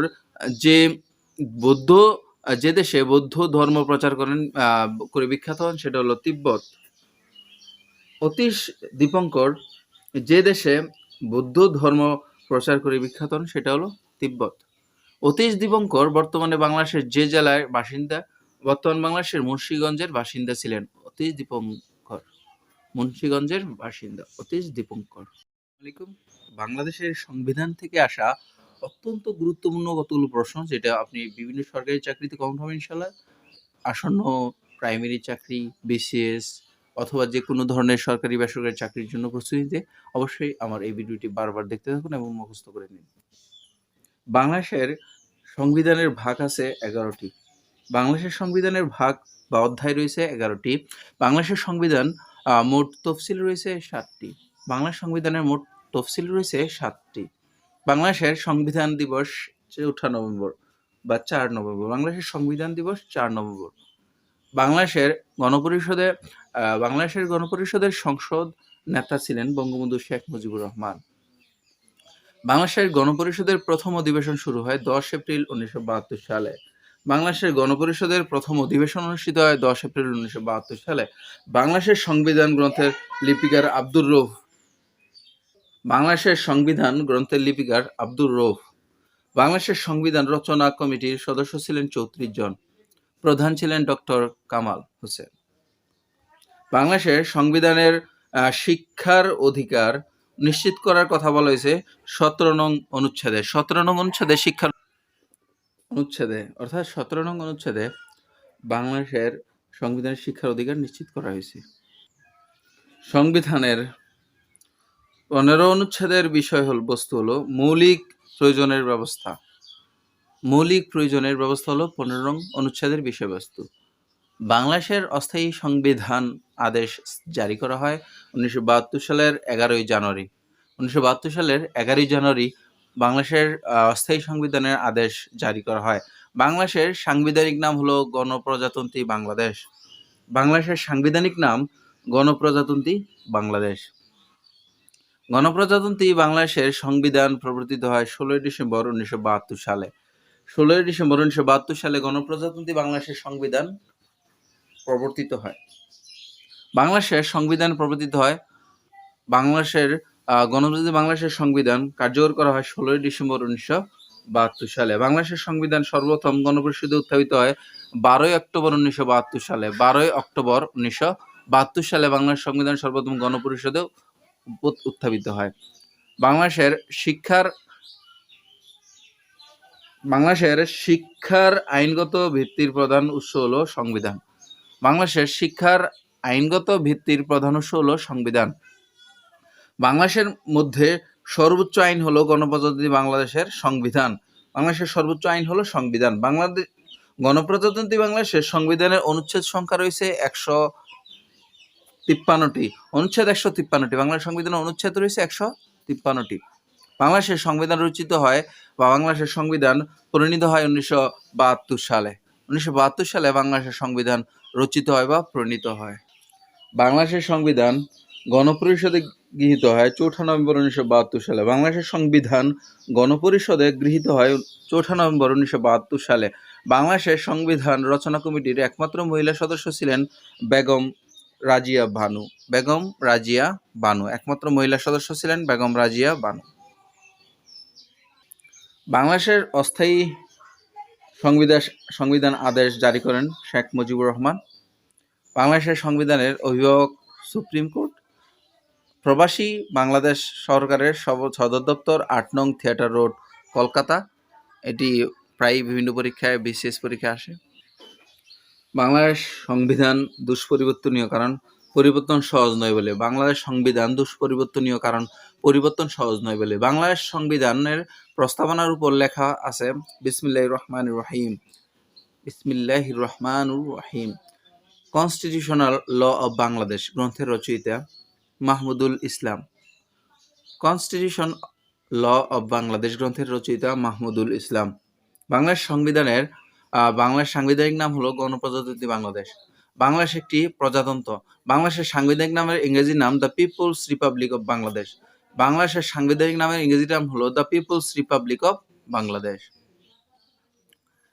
বাংলাদেশের সংবিধানের যে অনুচ্ছেদে বাংলাকে রাষ্ট্রভাষা হিসেবে স্বীকৃতি দেওয়া হয়েছে সেটা হলো 3য় অনুচ্ছেদে। বাংলাদেশের সংবিধানের 3য় অনুচ্ছেদে বাংলাকে রাষ্ট্রভাষা হিসেবে স্বীকৃতি দেওয়া হয়েছে। জাতির পিতা বঙ্গবন্ধু শেখ মুজিবুর রহমানের প্রতিকৃতির সংরক্ষণ ও প্রদর্শন গণপ্রজাতন্ত্রী বাংলাদেশ সংবিধানের যে অনুচ্ছেদে উল্লেখ করা হয়েছে সেটা হলো 4 ক। বাংলাদেশের জনগণ জাতি হিসেবে পরিচিত, বাঙালি জাতি হিসেবে পরিচিত। বাংলাদেশের জনগণ জাতি হিসেবে বাঙালি জাতি হিসেবে পরিচিত। বাংলাদেশের নাগরিকদের পরিচয় হলো বাংলাদেশী। বাংলাদেশের নাগরিকদের পরিচয় বাংলাদেশী। সংবিধানের যে অনুচ্ছেদ অনুযায়ী বাংলাদেশের নাগরিকগণ বাংলাদেশী বলিয়া পরিচিত হইবেন সেটা হলো 6-2 নং অনুচ্ছেদ। বাংলাদেশের জনগণ যে অনুচ্ছেদ অনুযায়ী বাংলাদেশের নাগরিকগণ সংবিধানের যে অনুচ্ছেদ অনুযায়ী বাংলাদেশী বলিয়া গণ্য হবে বা পরিচিত হবে সেটা হলো 6-2 অনুচ্ছেদ। বাংলাদেশের জাতীয়তা হলো বাংলাদেশী। বাংলাদেশের জাতীয়তা বাংলাদেশী। গণপ্রজাতন্ত্রের সকল ক্ষমতার মালিক জনগণ। এই ঘোষণাটি বাংলা সংবিধানের যে অনুচ্ছেদে আছে সেটা হলো 7-1। 7-এর 1-এ রয়েছে সকল ক্ষমতার মালিক জনগণ। বাংলাদেশের সংবিধানের মূলনীতি হলো 4টি। বাংলার সংবিধানের মূলনীতি হলো 4টি। বাংলার সংবিধান অনুযায়ী রাষ্ট্র পরিচালনার 4 মূলনীতি হচ্ছে জাতীয়তাবাদ, সমাজতন্ত্র, গণতন্ত্র ও ধর্মনিরপেক্ষতা। বাঙালি জাতীয়তাবাদের উপর জাতীয়তাবাদের ভিত্তি হলো ঐক্য ও সংহতি। বাঙালি জাতীয়তাবাদের ভিত্তি হলো ঐক্য ও সংহতি। প্রজাতন্ত্র হইবে একটি গণতন্ত্র। প্রজাতন্ত্র হইবে একটি গণতন্ত্র। শব্দগুলো সংবিধানের যে অনুচ্ছেদে বর্ণিত হয়েছে সেটা হলো 11 নং অনুচ্ছেদে। বাংলাদেশের সংবিধানের যে ধারায় ধর্মনিরপেক্ষতার নীতি ব্যাখ্যা দেওয়া হয়েছে সেটা হলো ধারা 12। সংবিধানের যে ধারায় ধর্মনিরপেক্ষতার ব্যাখ্যা দিয়েছে সেটা হলো ধারা 12। বাংলা সংবিধানের যে ধারায় শিক্ষার জন্য সাংবিধানিক অধিকার বা অঙ্গীকার ব্যক্ত করা হয়েছে সেটা হলো 17 নং ধারায় শিক্ষার জন্য সাংবিধানিক অধিকার ব্যক্ত করা হয়েছে, অঙ্গীকার ব্যক্ত করা হয়েছে। বাংলাদেশের সংবিধানের 21-এর 2 ধারায় বলা হয়েছে সকল সময়ে প্রজাতন্ত্রের কর্মে নিযুক্ত প্রত্যেক ব্যক্তির কর্তব্য জনগণের সেবা করার চেষ্টা করা। সকল সময়ে জনগণের সেবা করার চেষ্টা করা প্রজাতন্ত্রের কর্মে নিযুক্ত প্রত্যেক ব্যক্তির কর্তব্য। বাংলাদেশের সংবিধানের যে অনুচ্ছেদ নির্বাহী বিভাগ থেকে বিচার বিভাগের পৃথকীকরণের কথা বলা হয়েছে 22 নং। বাংলাদেশের 22 নং সংবিধানের 22 নং অনুচ্ছেদে নির্বাহী বিভাগ থেকে বিচার বিভাগের পৃথকীকরণের কথা বলা হয়েছে। বাংলাদেশ সংবিধানের যে ভাগে মৌলিক অধিকারের কথা বলা হয়েছে 3য় ভাগে, বাংলাদেশ সংবিধানের 3য় ভাগে মৌলিক অধিকারের কথা বলা হয়েছে। বাংলা সংবিধানের মৌলিক অধিকারের আর্টিকেল আছে 22টি। বাংলা সংবিধানের মৌলিক অধিকারের আর্টিকেল আছে 22টি। সকল নাগরিক আইনের দৃষ্টিতে সমান এবং আইনের সমান আশ্রয় লাভের অধিকারী। সংবিধানের যে অনুচ্ছেদে বর্ণিত আছে সেটা হলো 27 নং অনুচ্ছেদে সকল নাগরিক আইনের দৃষ্টিতে সমান এবং আইনের সমান আশ্রয় লাভের অধিকারী সংবিধানের 27 নং অনুচ্ছেদে বর্ণিত আছে। সংবিধানের যে অনুচ্ছেদে রাষ্ট্র গণজীবনে সর্বস্তরের নারী পুরুষের সমান অধিকারের কথা বলা হয়েছে 28-2 নং অনুচ্ছেদ 28-2। সংবিধানের 28-2 নং অনুচ্ছেদে বিষয়বস্তু হলো সর্বস্তরের নারী পুরুষের সমান অধিকার। বাংলাদেশের সংবিধানের যে অনুচ্ছেদে বলা হয়েছে রাষ্ট্র নারী, শিশু বা অনগ্রসর নাগরিকদের অগ্রগতির জন্য বিশেষ বিধান তৈরির ক্ষমতা পায় 28-4 নং অনুচ্ছেদে। সংবিধানের যে অনুচ্ছেদে সকল নাগরিকের আইনের আশ্রয় লাভের অধিকারের কথা বলা হয়েছে সেটা হলো 31 নং অনুচ্ছেদ অনুযায়ী সকল নাগরিকদের আইনের আশ্রয় লাভের অধিকারের কথা বলা হয়েছে। মানুষের ব্যক্তি স্বাধীনতা নিরাপত্তার অধিকারকে যে সংবিধানের অধিকার বলা হয় মৌলিক অধিকার। সংবিধানের মৌলিক অধিকার হলো ব্যক্তি স্বাধীনতা নিরাপত্তা। সংবিধানের যে অনুচ্ছেদে চলাফেরার স্বাধীনতা হয়েছে 36 নং অনুচ্ছেদে চলাফেরার স্বাধীনতার কথা বলা হয়েছে। চিন্তা ও বিবেকের স্বাধীনতার বিষয়টি আমাদের সংবিধানের যে অনুচ্ছেদে বর্ণিত আছে সেটা হলো 39 নং অনুচ্ছেদে। চিন্তা ও বিবেকের স্বাধীনতা সংবিধানের 39 নং অনুচ্ছেদে বলা হয়েছে। সংবিধানের যে অনুচ্ছেদে সংবাদপত্রের স্বাধীনতা নিশ্চয়তার কথা প্রদান করা হয়েছে সেটা হলো 39 নং অনুচ্ছেদে। বাংলাদেশের প্রত্যেক নাগরিকের সম্পত্তি অর্জন, ধারণ, হস্তান্তর বা অন্যভাবে বিলি ব্যবস্থা করার অধিকার থাকবে বলে বলা হয়েছে বাংলা সংবিধানের 42 নং অনুচ্ছেদে। বাংলাদেশ সংবিধানের যে ধারায় মৌলিক অধিকার বলবৎকরণ সম্পর্কে বলা হয়েছে 44 নং ধারায়। সংবিধান নাগরিকদের মৌলিক অধিকার নিশ্চিত করার দায়িত্ব নিয়েছে হাইকোর্টকে দিয়েছে। বাংলাদেশের সংবিধান নাগরিকদের মৌলিক অধিকার নিশ্চিত করার দায়িত্ব দিয়েছে হাইকোর্টকে। ধর্মীয় স্বাধীনতা বাংলাদেশের সংবিধানের যে অনুচ্ছেদে বর্ণিত হয়েছে সেটা হলো 41 নং অনুচ্ছেদে। মৌলিক অধিকার লঙ্ঘন হলে সংবিধানের যে ধারায় মামলা হবে 102A। সংবিধানের 102 এর ধারায় সংবিধান যদি লঙ্ঘন করায় তার বিরুদ্ধে মামলা হয়। বাংলাদেশের রাষ্ট্রপতি নির্বাচিত হন জাতীয় সংসদ সদস্যদের ভোটে। বাংলাদেশের রাষ্ট্রপতি নির্বাচিত হয় জাতীয় সংসদ সদস্যদের ভোটে, এটা সংবিধানে উল্লেখ আছে। প্রধানমন্ত্রীর নিয়োগের বাইরে রাষ্ট্রপতি প্রধানমন্ত্রীর পরামর্শ ব্যতীত যে কোন কাজটি করতে পারে সেটা হলো প্রধান বিচারপতি নিয়োগ করতে পারেন। বাংলাদেশের প্রধান বিচারপতি নিয়োগ দেন রাষ্ট্রপতি। রাষ্ট্রপতি যে ধারার বিধান মতে কারো সাথে কোনো পরামর্শ ছাড়াই প্রধান বিচারপতি নিয়োগ দিতে পারেন, সেটা হলো ৪৮-৩। ৪৮-৩ নং ধারা অনুযায়ী রাষ্ট্রপতি কারো সাথে কোনো রকম পরামর্শ ছাড়াই প্রধান বিচারপতি নিয়োগ দিতে পারেন। বাংলার সংবিধান অনুযায়ী রাষ্ট্রপতি হতে হলে তার বয়স কমপক্ষে হতে হবে ৩৫ বছর। বাংলার সংবিধান অনুযায়ী রাষ্ট্রপতি হতে হলে তার বয়স হতে হবে কমপক্ষে ৩৫ বছর। বাংলার সংবিধান যে নম্বর অনুচ্ছেদে রাষ্ট্রপতির সাধারণ ক্ষমা সংবিধান বা সংক্রান্ত বিধান রয়েছে সেটা হলো ৪৯-এ। সংবিধানের যে অনুচ্ছেদ অনুযায়ী রাষ্ট্রপতির অভিশংসনের সম্ভব হয়েছে ৫২ নং অনুচ্ছেদে রাষ্ট্রপতির অভিশংসন বা ইমপিচমেন্ট করা সম্ভব বলা হয়েছে ৫২ নং অনুচ্ছেদে। প্রজাতন্ত্রের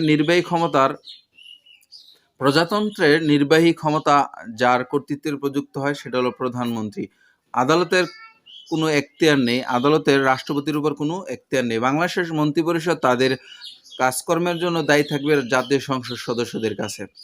অনুসৃত নীতি ও কার্যাবলীর জন্য বাংলাদেশ ক্যাবিনেট দায়ী থাকে জাতীয় সংসদের কাছে।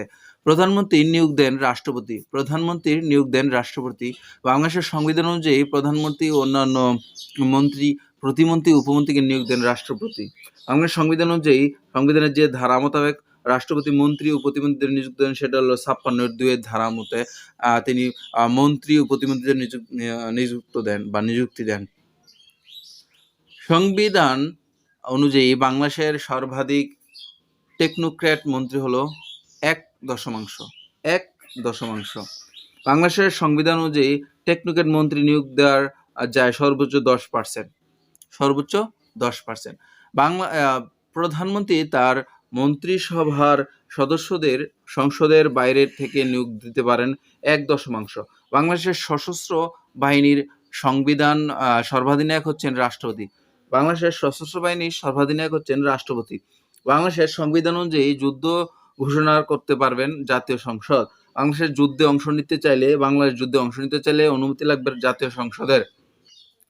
বাংলাদেশে অ্যাটর্নি জেনারেল পদে নিযুক্তি দেন রাষ্ট্রপতি। আসসালামু আলাইকুম। অলরাউন্ড স্কুলের পক্ষ থেকে আপনাদেরকে স্বাগতম। খেলাধুলা থেকে আসা বিগত ৩০ বছরের প্রশ্নাবলী আপনাদেরকে সমাধান দিচ্ছি। আপনারা আমার পাশে থাকবেন, ইনশাআল্লাহ অনেকটাই কম পাবেন। বঙ্গবন্ধু গোল্ড কাপ প্রতিযোগিতা শুরু হয় ১৯৯৬ সালে।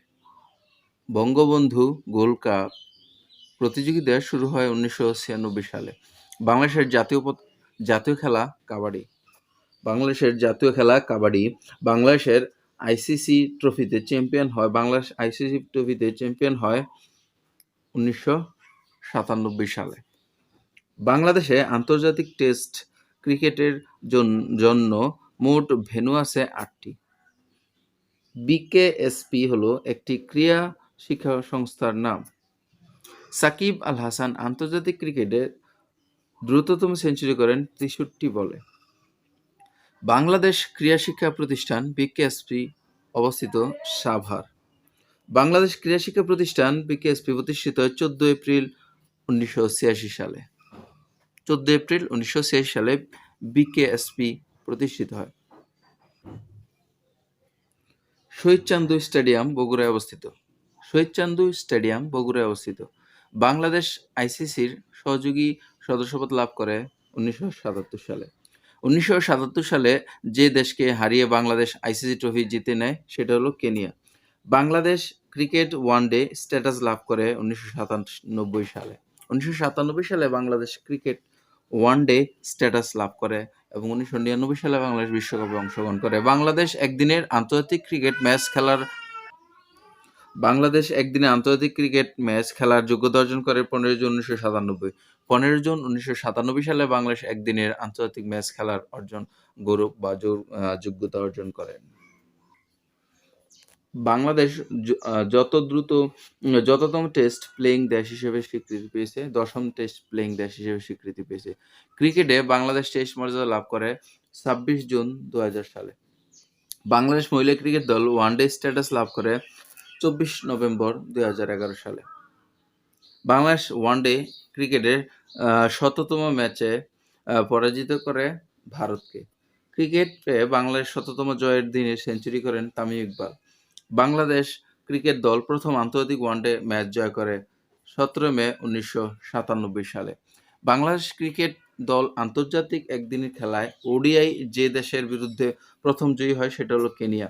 কেনিয়াকে হারিয়ে বাংলাদেশ প্রথম আন্তর্জাতিক ক্রিকেট ম্যাচ জিতে 1998 সালে। বাংলাদেশ প্রথম ওয়ানডে সিরিজ জয়লাভ করে জিম্বাবুয়ের বিপক্ষে। বাংলাদেশ প্রথম ওয়ানডে সিরিজ জয়লাভ করে জিম্বাবুয়ের বিপক্ষে। একদিনের আন্তর্জাতিক ক্রিকেটে বাংলাদেশের পক্ষে যে বোলার প্রথম 5 উইকেট লাভ করেন তিনি হলেন আফতাব আহমেদ। বাংলাদেশের প্রথম খেলোয়াড় হিসেবে যে ওয়ানডে ক্রিকেটে পরপর 3 বার ম্যান অব দ্য ম্যাচ হওয়ার রেকর্ড অধিকারী তিনি হলেন মাশরাফি বিন মুর্তজা। বাংলাদেশের প্রথম বোলার হিসেবে যে ক্রিকেটার ওয়ানডে ক্রিকেটে হ্যাট্রিক করেন তিনি হলেন শাহাদাত হোসেন। শাহাদাত হোসেন প্রথম বোলার হিসেবে বাংলাদেশ ক্রিকেটে প্রথম হ্যাট্রিক করেন। একদিনের আন্তর্জাতিক ক্রিকেটে অভিষেক ম্যাচে হ্যাট্রিক করেন তাইজুল ইসলাম। কাটার মাস্টার খ্যাত মুস্তাফিজুর রহমান তার অভিষেক একদিনের আন্তর্জাতিক ক্রিকেটে সিরিজে মোট উইকেট সংগ্রহ করেন 5 উইকেট। ওয়ানডে ও টেস্ট ক্রিকেট এর অভিষেক ম্যাচে ম্যান অব দ্য ম্যাচ হওয়ার গৌরব অর্জন করেন মুস্তাফিজুর রহমান। বাংলাদেশের পক্ষে ওয়ানডে অভিষেকে যে ক্রিকেটার 5 উইকেট পেয়েছেন তিনি হলেন তাসকিন আহমেদ। বাংলাদেশের প্রথম টেস্ট ক্রিকেট ম্যাচ খেলে 10 নভেম্বর 2000 সালে। বাংলাদেশ ক্রিকেট দল যে দলের বিরুদ্ধে প্রথম টেস্ট খেলে অভিষেক টেস্টে বাংলাদেশের প্রথম প্রতিপক্ষ দল হলো ভারত। অভিষেক টেস্টে বাংলাদেশের ক্রিকেট দলের অধিনায়ক ছিলেন নাইমুর রহমান দুর্জয়। বাংলাদেশ সর্বপ্রথম যে দলের বিরুদ্ধে ওয়ানডে ও টেস্ট সিরিজ জয়লাভ করে সেটা হলো ওয়েস্ট ইন্ডিজ। বিদেশের মাটিতে বাংলাদেশের প্রথম টেস্ট জয় যে দেশের বিপক্ষে ওয়েস্ট ইন্ডিজ। টেস্ট ক্রিকেটে বাংলাদেশের পক্ষে প্রথম ডাবল সেঞ্চুরি করেন মুশফিকুর রহিম। ক্রিকেট টেস্টের ইতিহাসে কনিষ্ঠতম ব্যাটসম্যান হিসেবে সেঞ্চুরি করেছেন মোহাম্মদ আশরাফুল। বাংলাদেশের যে বোলার টেস্ট ক্রিকেটে প্রথম হ্যাট্রিক করেন তিনি হলেন অলোক কপা আলী। বাংলাদেশের যে বোলার টেস্ট ক্রিকেটে প্রথম হ্যাট্রিক করেন অলোক কপা আলী। যে বাংলাদেশ বোলার টেস্ট ক্রিকেটে শততম উইকেট লাভ করেন তিনি হলেন রাজ্জাক। যে বাংলাদেশ বোলার টেস্ট ক্রিকেটে শততম উইকেট লাভ করেন তিনি হলেন রাজ্জাক। টেস্ট ক্রিকেটে যে ক্রিকেটার একই ম্যাচে হ্যাট্রিক ও শতরান করেন, আন্তর্জাতিক টেস্ট ক্রিকেটে যে খেলোয়াড় হ্যাট্রিক ও শতরান করেন তিনি হলেন সোহাগ গাজী।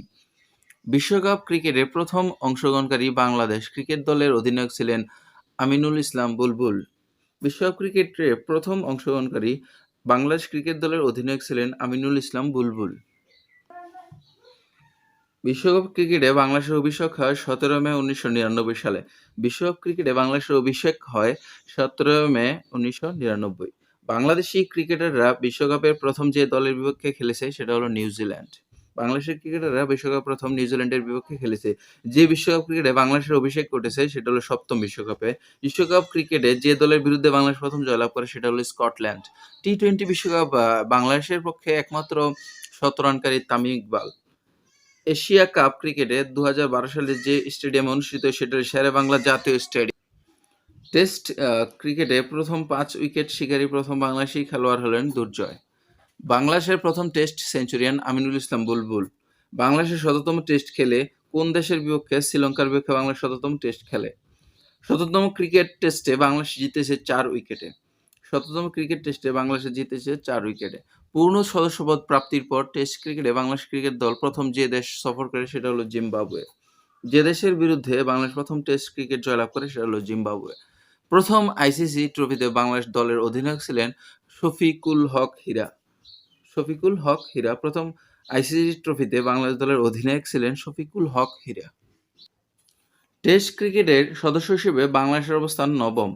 বাংলাদেশের জাতীয় ক্রিকেট দলের বর্তমান কোচ স্টিভ রডস। ওয়ানডে ক্রিকেটে বাংলাদেশ দলের প্রথম অধিনায়ক গাজী আশরাফ হোসেন লিপু। ওয়ানডে ক্রিকেটে বাংলাদেশ দলের প্রথম অধিনায়ক গাজী আশরাফ হোসেন লিপু। ওয়ানডে ক্রিকেটে বাংলাদেশের পক্ষে সর্বোচ্চ ব্যক্তিগত রানের অধিকারী বা মালিক তামিম ইকবাল। ওয়ানডে ক্রিকেটে বাংলাদেশের সর্বোচ্চ দলীয় ইনিংস 333 8 উইকেটে অস্ট্রেলিয়ার বিপক্ষে। টেস্টে বাংলাদেশের সর্বোচ্চ দলীয় ইনিংস 638 শ্রীলঙ্কার বিপক্ষে। টেস্টে প্রথম 2টি ডাবল সেঞ্চুরি করেন মুশফিকুর রহিম। টেস্ট ক্রিকেটে বাংলাদেশের দ্রুততম সেঞ্চুরিয়ান বা দ্বিতীয় সেঞ্চুরিয়ান তামিম ইকবাল। বাংলাদেশের যে অলিম্পিক গেমসে প্রথম অংশগ্রহণ করে সেটা হলো লস অ্যাঞ্জেলস। মা ও মণি একটি ক্রীড়া প্রতিযোগিতার নাম। মা ও মণি একটি ক্রীড়া প্রতিযোগিতার নাম। ৫৯তম আন্তর্জাতিক গণিত অলিম্পিয়াডে বাংলাদেশের যে স্বর্ণপদক পেয়েছে সেটা হলো আহমেদ যে স্বর্ণপদক পেয়েছেন তিনি হলেন আহমেদ জাওয়াদ চৌধুরী। বাংলাদেশের প্রথম অলিম্পিকে অংশগ্রহণ করে ১৯৮৪ সালে। বাংলাদেশ প্রথম অলিম্পিকে অংশগ্রহণ করে ১৯৮৪ সালে। বাংলাদেশ ফুটবল ফেডারেশন বাফুফে গঠিত হয় ১৯৭২ সালে। বাংলাদেশ ফুটবল ফেডারেশন গঠিত হয় ১৯৭২ সালে। বাংলাদেশ আম ফিফার সদস্যপদ লাভ করে ১৯৭৪ সালে। বাংলাদেশ ফিফার সদস্যপদ লাভ করে ১৯৭৪ সালে। বাংলাদেশ জাতীয় ফুটবল দলের প্রথম অধিনায়ক জাকারিয়া রিন্টু। বাংলাদেশ জাতীয় ফুটবল দলের প্রথম অধিনায়ক জাকারিয়া পিন্টু। বাংলাদেশ ফুটবল ফেডারেশন এর বর্তমান সভাপতি কাজী সালাউদ্দিন। বাংলাদেশ ফুটবল ফেডারেশনের বর্তমান সভাপতি Kazi Salauddin. Bangabandhu gold cup football প্রতিযোগিতা শুরু হয় ১৯৯৬ সালে। বঙ্গবন্ধু গোল্ড কাপ ফুটবল প্রতিযোগিতা শুরু হয় ১৯৯৬ সালে। ঢাকায় প্রথম সাব গেমস অনুষ্ঠিত হয় ১৯৮৫ সালে। এখন পর্যন্ত বাংলাদেশি দাবায় গ্র্যান্ড মাস্টার খেতাব অর্জন করেছেন ৬ জন। এখন পর্যন্ত বাংলাদেশি দাবায় গ্র্যান্ড মাস্টার খেতাব অর্জন করেছেন ৬ জন। প্রথম বাঙালি দাবা গ্র্যান্ড মাস্টার হলেন নিয়াজ মোরশেদ। প্রথম বাঙালি গ্র্যান্ড মাস্টার নিয়াজ মোরশেদ। দ্বিতীয় বাংলাদেশি দাবা গ্র্যান্ড মাস্টার হলেন Ziaur Rahman. Guinness book of রেকর্ডে নাম উঠেছে বাংলাদেশের যে খেলোয়াড়ের জোবাইরা লিনু। গিনেস বুক অব রেকর্ডে নাম উঠেছে বাংলাদেশের যে খেলোয়াড়ের জোবাইরা লিনু। বাংলাদেশ সাঁতার ফেডারেশন গঠিত হয় ১৯৭২ সালে। বাংলাদেশ সাঁতার ফেডারেশন গঠিত হয় ১৯৭২ সালে। বাংলাদেশ যে সালে বিশ্ব অলিম্পিক অ্যাসোসিয়েশনের সদস্যপদ লাভ করে ১৯৮০ সালে। বিইউএ পূর্ণরূপ Bangladesh Olympic Association. Bangladesh Olympic Association. Bangladesh প্রথম অলিম্পিকে অংশগ্রহণ করে ১৯৮৪ সালে। বাংলাদেশ প্রথম অলিম্পিকে অংশগ্রহণ করে ১৯৮৪ সালে। বাংলাদেশ এশিয়ান গেমসে প্রথম অংশগ্রহণ করে লস অ্যাঞ্জেলস অলিম্পিকে। বাংলাদেশ এশিয়ান গেমসে প্রথম অংশগ্রহণ করেছিল ১৯৮৬ সালে। অষ্টম সাব গেমসে ফুটবল চ্যাম্পিয়ন দেশ বাংলাদেশ। অষ্টম সাব গেমসে ফুটবল চ্যাম্পিয়ন দেশ হলো বাংলাদেশ। ২০১৬ সালে রিও অলিম্পিকে বাংলাদেশের পতাকা বহন করেন সিদ্দিকুর রহমান লোক।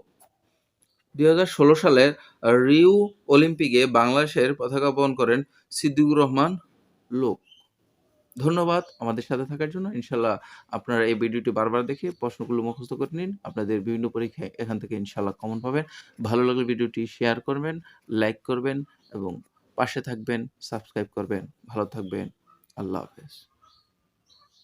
আসসালামু আলাইকুম। বিখ্যাত পত্র-পত্রিকা ও সাময়িকী থেকে আপনাদেরকে আরেকটি ভিডিও নিয়ে এলাম আপনাদের কাছে। আপনাদের আরেকটি ভিডিও দিচ্ছি। আপনারা সকলেই আমার ভিডিওটা সম্পূর্ণ বারবার দেখবেন। সম্পূর্ণ ভিডিওটি অবশ্যই আপনারা মুখস্থ করে ফেলবেন এবং সেটা অত্যন্ত গুরুত্বপূর্ণ। বিভিন্ন পরীক্ষায় বারবার এই প্রশ্নগুলো আসে। বিসিএস, প্রাইমারি, নিবন্ধন, প্রিলি সব ধরনের পরীক্ষায় অত্যন্ত কার্যকরী। আমার এই ভিডিওগুলো দেখতে থাকুন এবং আমার সাথে অ্যাক্টিভ থাকুন, সাবস্ক্রাইব করুন। ইনশাআল্লাহ পরীক্ষায় সর্বোত্তম রেজাল্ট পাবেন। আল্লাহ আপনাদেরকে তৌফিক দান করুক। ভারতবর্ষের প্রথম মুদ্রিত সংবাদপত্রের নাম বেঙ্গল গ্যাজেট। ভারতবর্ষের প্রথম মুদ্রিত সংবাদপত্রের নাম বেঙ্গল গ্যাজেট, যেটা প্রকাশিত হয়েছিল ১৭৮০ সালে।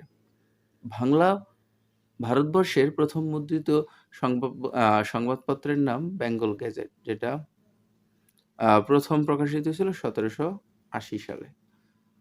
বাংলা ভাষার প্রথম মাসিক সাময়িক পত্র হলো দিগদর্শন, যেটা ১৮১৮ সালে প্রকাশিত হয়েছিল। বাংলা ভাষার প্রথম মাসিক সাময়িক পত্র দিগদর্শন। বাংলা ভাষার প্রকাশিত প্রথম সাপ্তাহিক সংবাদপত্র সমাচার দর্পণ। ১৮১৮ সালেই প্রকাশিত হয়েছে। বাংলা ভাষায় প্রকাশিত প্রথম সাপ্তাহিক সংবাদপত্র হলো সমাচার দর্পণ। বাংলা ভাষায় প্রকাশিত প্রথম দৈনিক সংবাদপত্র হলো সংবাদ প্রভাকর। বাংলা ভাষায় প্রকাশিত প্রথম দৈনিক সংবাদপত্র সংবাদ প্রভাকর। বাংলাদেশ থেকে প্রকাশিত প্রথম সংবাদপত্র হলো রংপুর বার্তাবহ, যেটা ১৮৪৭ সালে প্রকাশিত হয়েছিল। বাংলাদেশ থেকে প্রকাশিত প্রথম সংবাদপত্র রংপুর বার্তাবহ। ঢাকা থেকে প্রকাশিত প্রথম সংবাদপত্র ঢাকা প্রকাশ 1861 সালে প্রকাশিত হয়। ঢাকা থেকে প্রকাশিত প্রথম সংবাদপত্র ঢাকা প্রকাশ 1861 সালে প্রকাশিত। বাঙালি কর্তৃক প্রকাশিত প্রথম সংবাদপত্র বাঙ্গাল গ্যাজেট। বাঙালি কর্তৃক প্রকাশিত প্রথম সংবাদপত্র হলো বাঙ্গাল গ্যাজেট। বেঙ্গল গ্যাজেট 1780 সালে প্রকাশিত হয় এবং এর সম্পাদক ছিলেন জেমস অগাস্টস হিকি। এর সম্পাদক ছিলেন জেমস অগাস্টস হিকি। সমাচার দর্পণ 1818 সালে প্রকাশিত হয়, যার সম্পাদক ছিলেন JC Marshman. JC Marshman. Digdarshan পত্রিকায় প্রকাশিত হয় 1818 সালে, যার সম্পাদকও ছিলেন জেসি মার্সম্যান। বাঙ্গাল গেজেট 1818 সালে প্রকাশিত হয়, যেটির সম্পাদক ছিলেন গঙ্গাকিশোর ভট্টাচার্য। সংবাদ কৌমুদী 1821 সালে প্রকাশিত হয়, যার সম্পাদক ছিলেন রাজা রামমোহন রায়। বঙ্গদূত পত্রিকা 1829 সালে প্রকাশিত হয়, যার সম্পাদক ছিলেন নীলমণি হালদার। সংবাদ প্রভাকর সাপ্তাহিক 1831 সালে প্রকাশিত হয়, যার সম্পাদক ছিলেন ঈশ্বরচন্দ্র গুপ্ত। সংবাদ প্রভাকর সাপ্তাহিক পত্রিকা, যেটি 1831 সালে প্রকাশিত হয়েছিল, যার সম্পাদক ছিলেন ঈশ্বরচন্দ্র গুপ্ত। সংবাদ প্রভাকর দৈনিক, যেটি 1839 সালে প্রকাশিত হয়, যার 8 বছর পরে প্রকাশিত হয়, যেটিরও সম্পাদক ছিলেন জনাব ঈশ্বরচন্দ্র গুপ্ত। জ্ঞানান্বেষণ এটা 1831 সালে প্রকাশিত হয়, যার সম্পাদক ছিলেন দক্ষিণারঞ্জন মুখোপাধ্যায়। তত্ত্ববোধিনী 1843 সালে, যার প্রকাশকাল আর যেটি সম্পাদনা করেছেন অক্ষয় কুমার দত্ত। এটি প্রায় আসে তত্ত্ববোধিনী পত্রিকার সম্পাদককে অক্ষয় কুমার দত্ত। ঢাকা প্রকাশ 1861 সালে প্রকাশিত হয়, যার সম্পাদক ছিলেন কৃষ্ণচন্দ্র মজুমদার। এটাও প্রায় আসে ঢাকা প্রকাশ পত্রিকার সম্পাদককে কৃষ্ণচন্দ্র মজুমদার। গ্রামবার্তা পত্রিকা প্রকাশিকা গ্রামবার্তা প্রকাশিকা পত্রিকার প্রকাশনা 1863 সাল, যার সম্পাদক ছিলেন কাঙ্গাল হরিনাথ। গ্রামবার্তা প্রকাশিকা এর সম্পাদক ছিলেন কাঙ্গাল হরিনাথ। বঙ্গদর্শন পত্রিকা 1872 সালে প্রকাশিত হয়, যার সম্পাদক ছিলেন বঙ্কিমচন্দ্র চট্টোপাধ্যায়। ভারতী পত্রিকা প্রকাশিত হয় 1877 খ্রিস্টাব্দে, যার সম্পাদক ছিলেন দ্বিজেন্দ্রনাথ দত্ত। ভারতী পত্রিকা 1877 সালে প্রকাশিত হয়, যার সম্পাদক ছিলেন দ্বিজেন্দ্রনাথ ঠাকুর। সুধাকর, মিহির, হাফেজ, কোহিনূর প্রভৃতি পত্রিকার সম্পাদক ছিলেন শেখ আব্দুর রহিম। সুধাকর, মিহির, হাফেজ, কোহিনূর পত্রিকার সম্পাদক শেখ আব্দুর রহিম। মাসিক মোহাম্মদী পত্রিকার সম্পাদনা যেটি প্রকাশনা 1927 সালে প্রকাশিত হয়, যার সম্পাদক ছিলেন মোহাম্মদ আকরাম খাঁ। মাসিক মোহাম্মদী পত্রিকার সম্পাদক মোহাম্মদ আকরাম খাঁ। এটি পাই এই প্রশ্নটি এসে। দৈনিক আজাদ পত্রিকা 1936 সালে প্রকাশিত হয়, যার সম্পাদক মোহাম্মদ আকরাম খাঁ। মুসলিম ভারত 1920 সালে প্রকাশিত হয়, যার সম্পাদক মোজাম্মেল হক।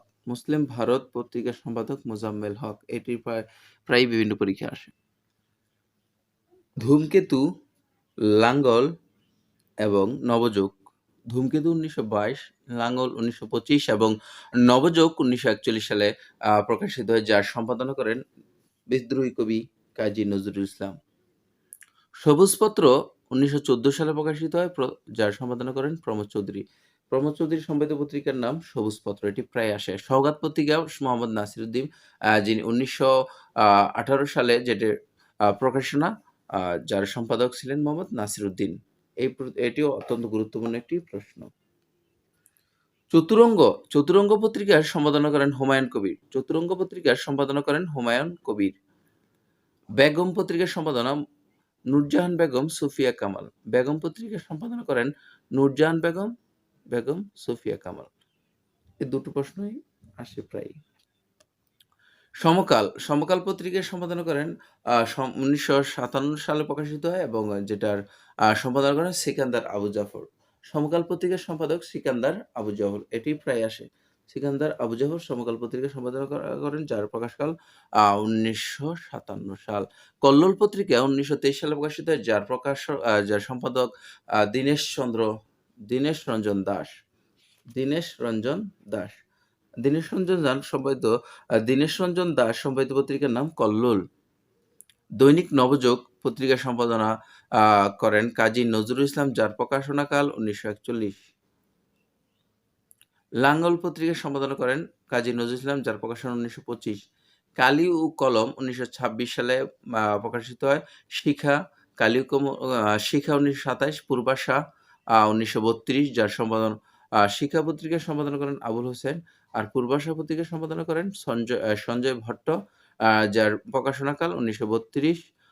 আঙ্গুর পত্রিকা সম্পাদন করেন ডক্টর মোহাম্মদ শহীদুল্লাহ। প্রায় এটা আসে আঙ্গুর পত্রিকার সম্পাদককে ডক্টর মোহাম্মদ শহীদুল্লাহ, যেটা ১৯২০ সালে প্রকাশিত হয়েছিল। উত্তরাধিকার পত্রিকার সম্পাদক, এটিও প্রায় বিভিন্ন পরীক্ষায় আসে। উত্তরাধিকার প্রকাশিত বাংলা একাডেমি থেকে। সম্পাদিত প্রথম পত্রিকার নাম উত্তরাধিকার। এটি প্রায় বিভিন্ন পরীক্ষায় এসে থাকে। শালিকের দেশ, শালিকের দেশ পত্রিকা, ষান্মাসিক পত্রিকা, যেটি শিশু বিষয়ক শিশু পত্রিকা, এটি সম্পাদনা করে বাংলা একাডেমি।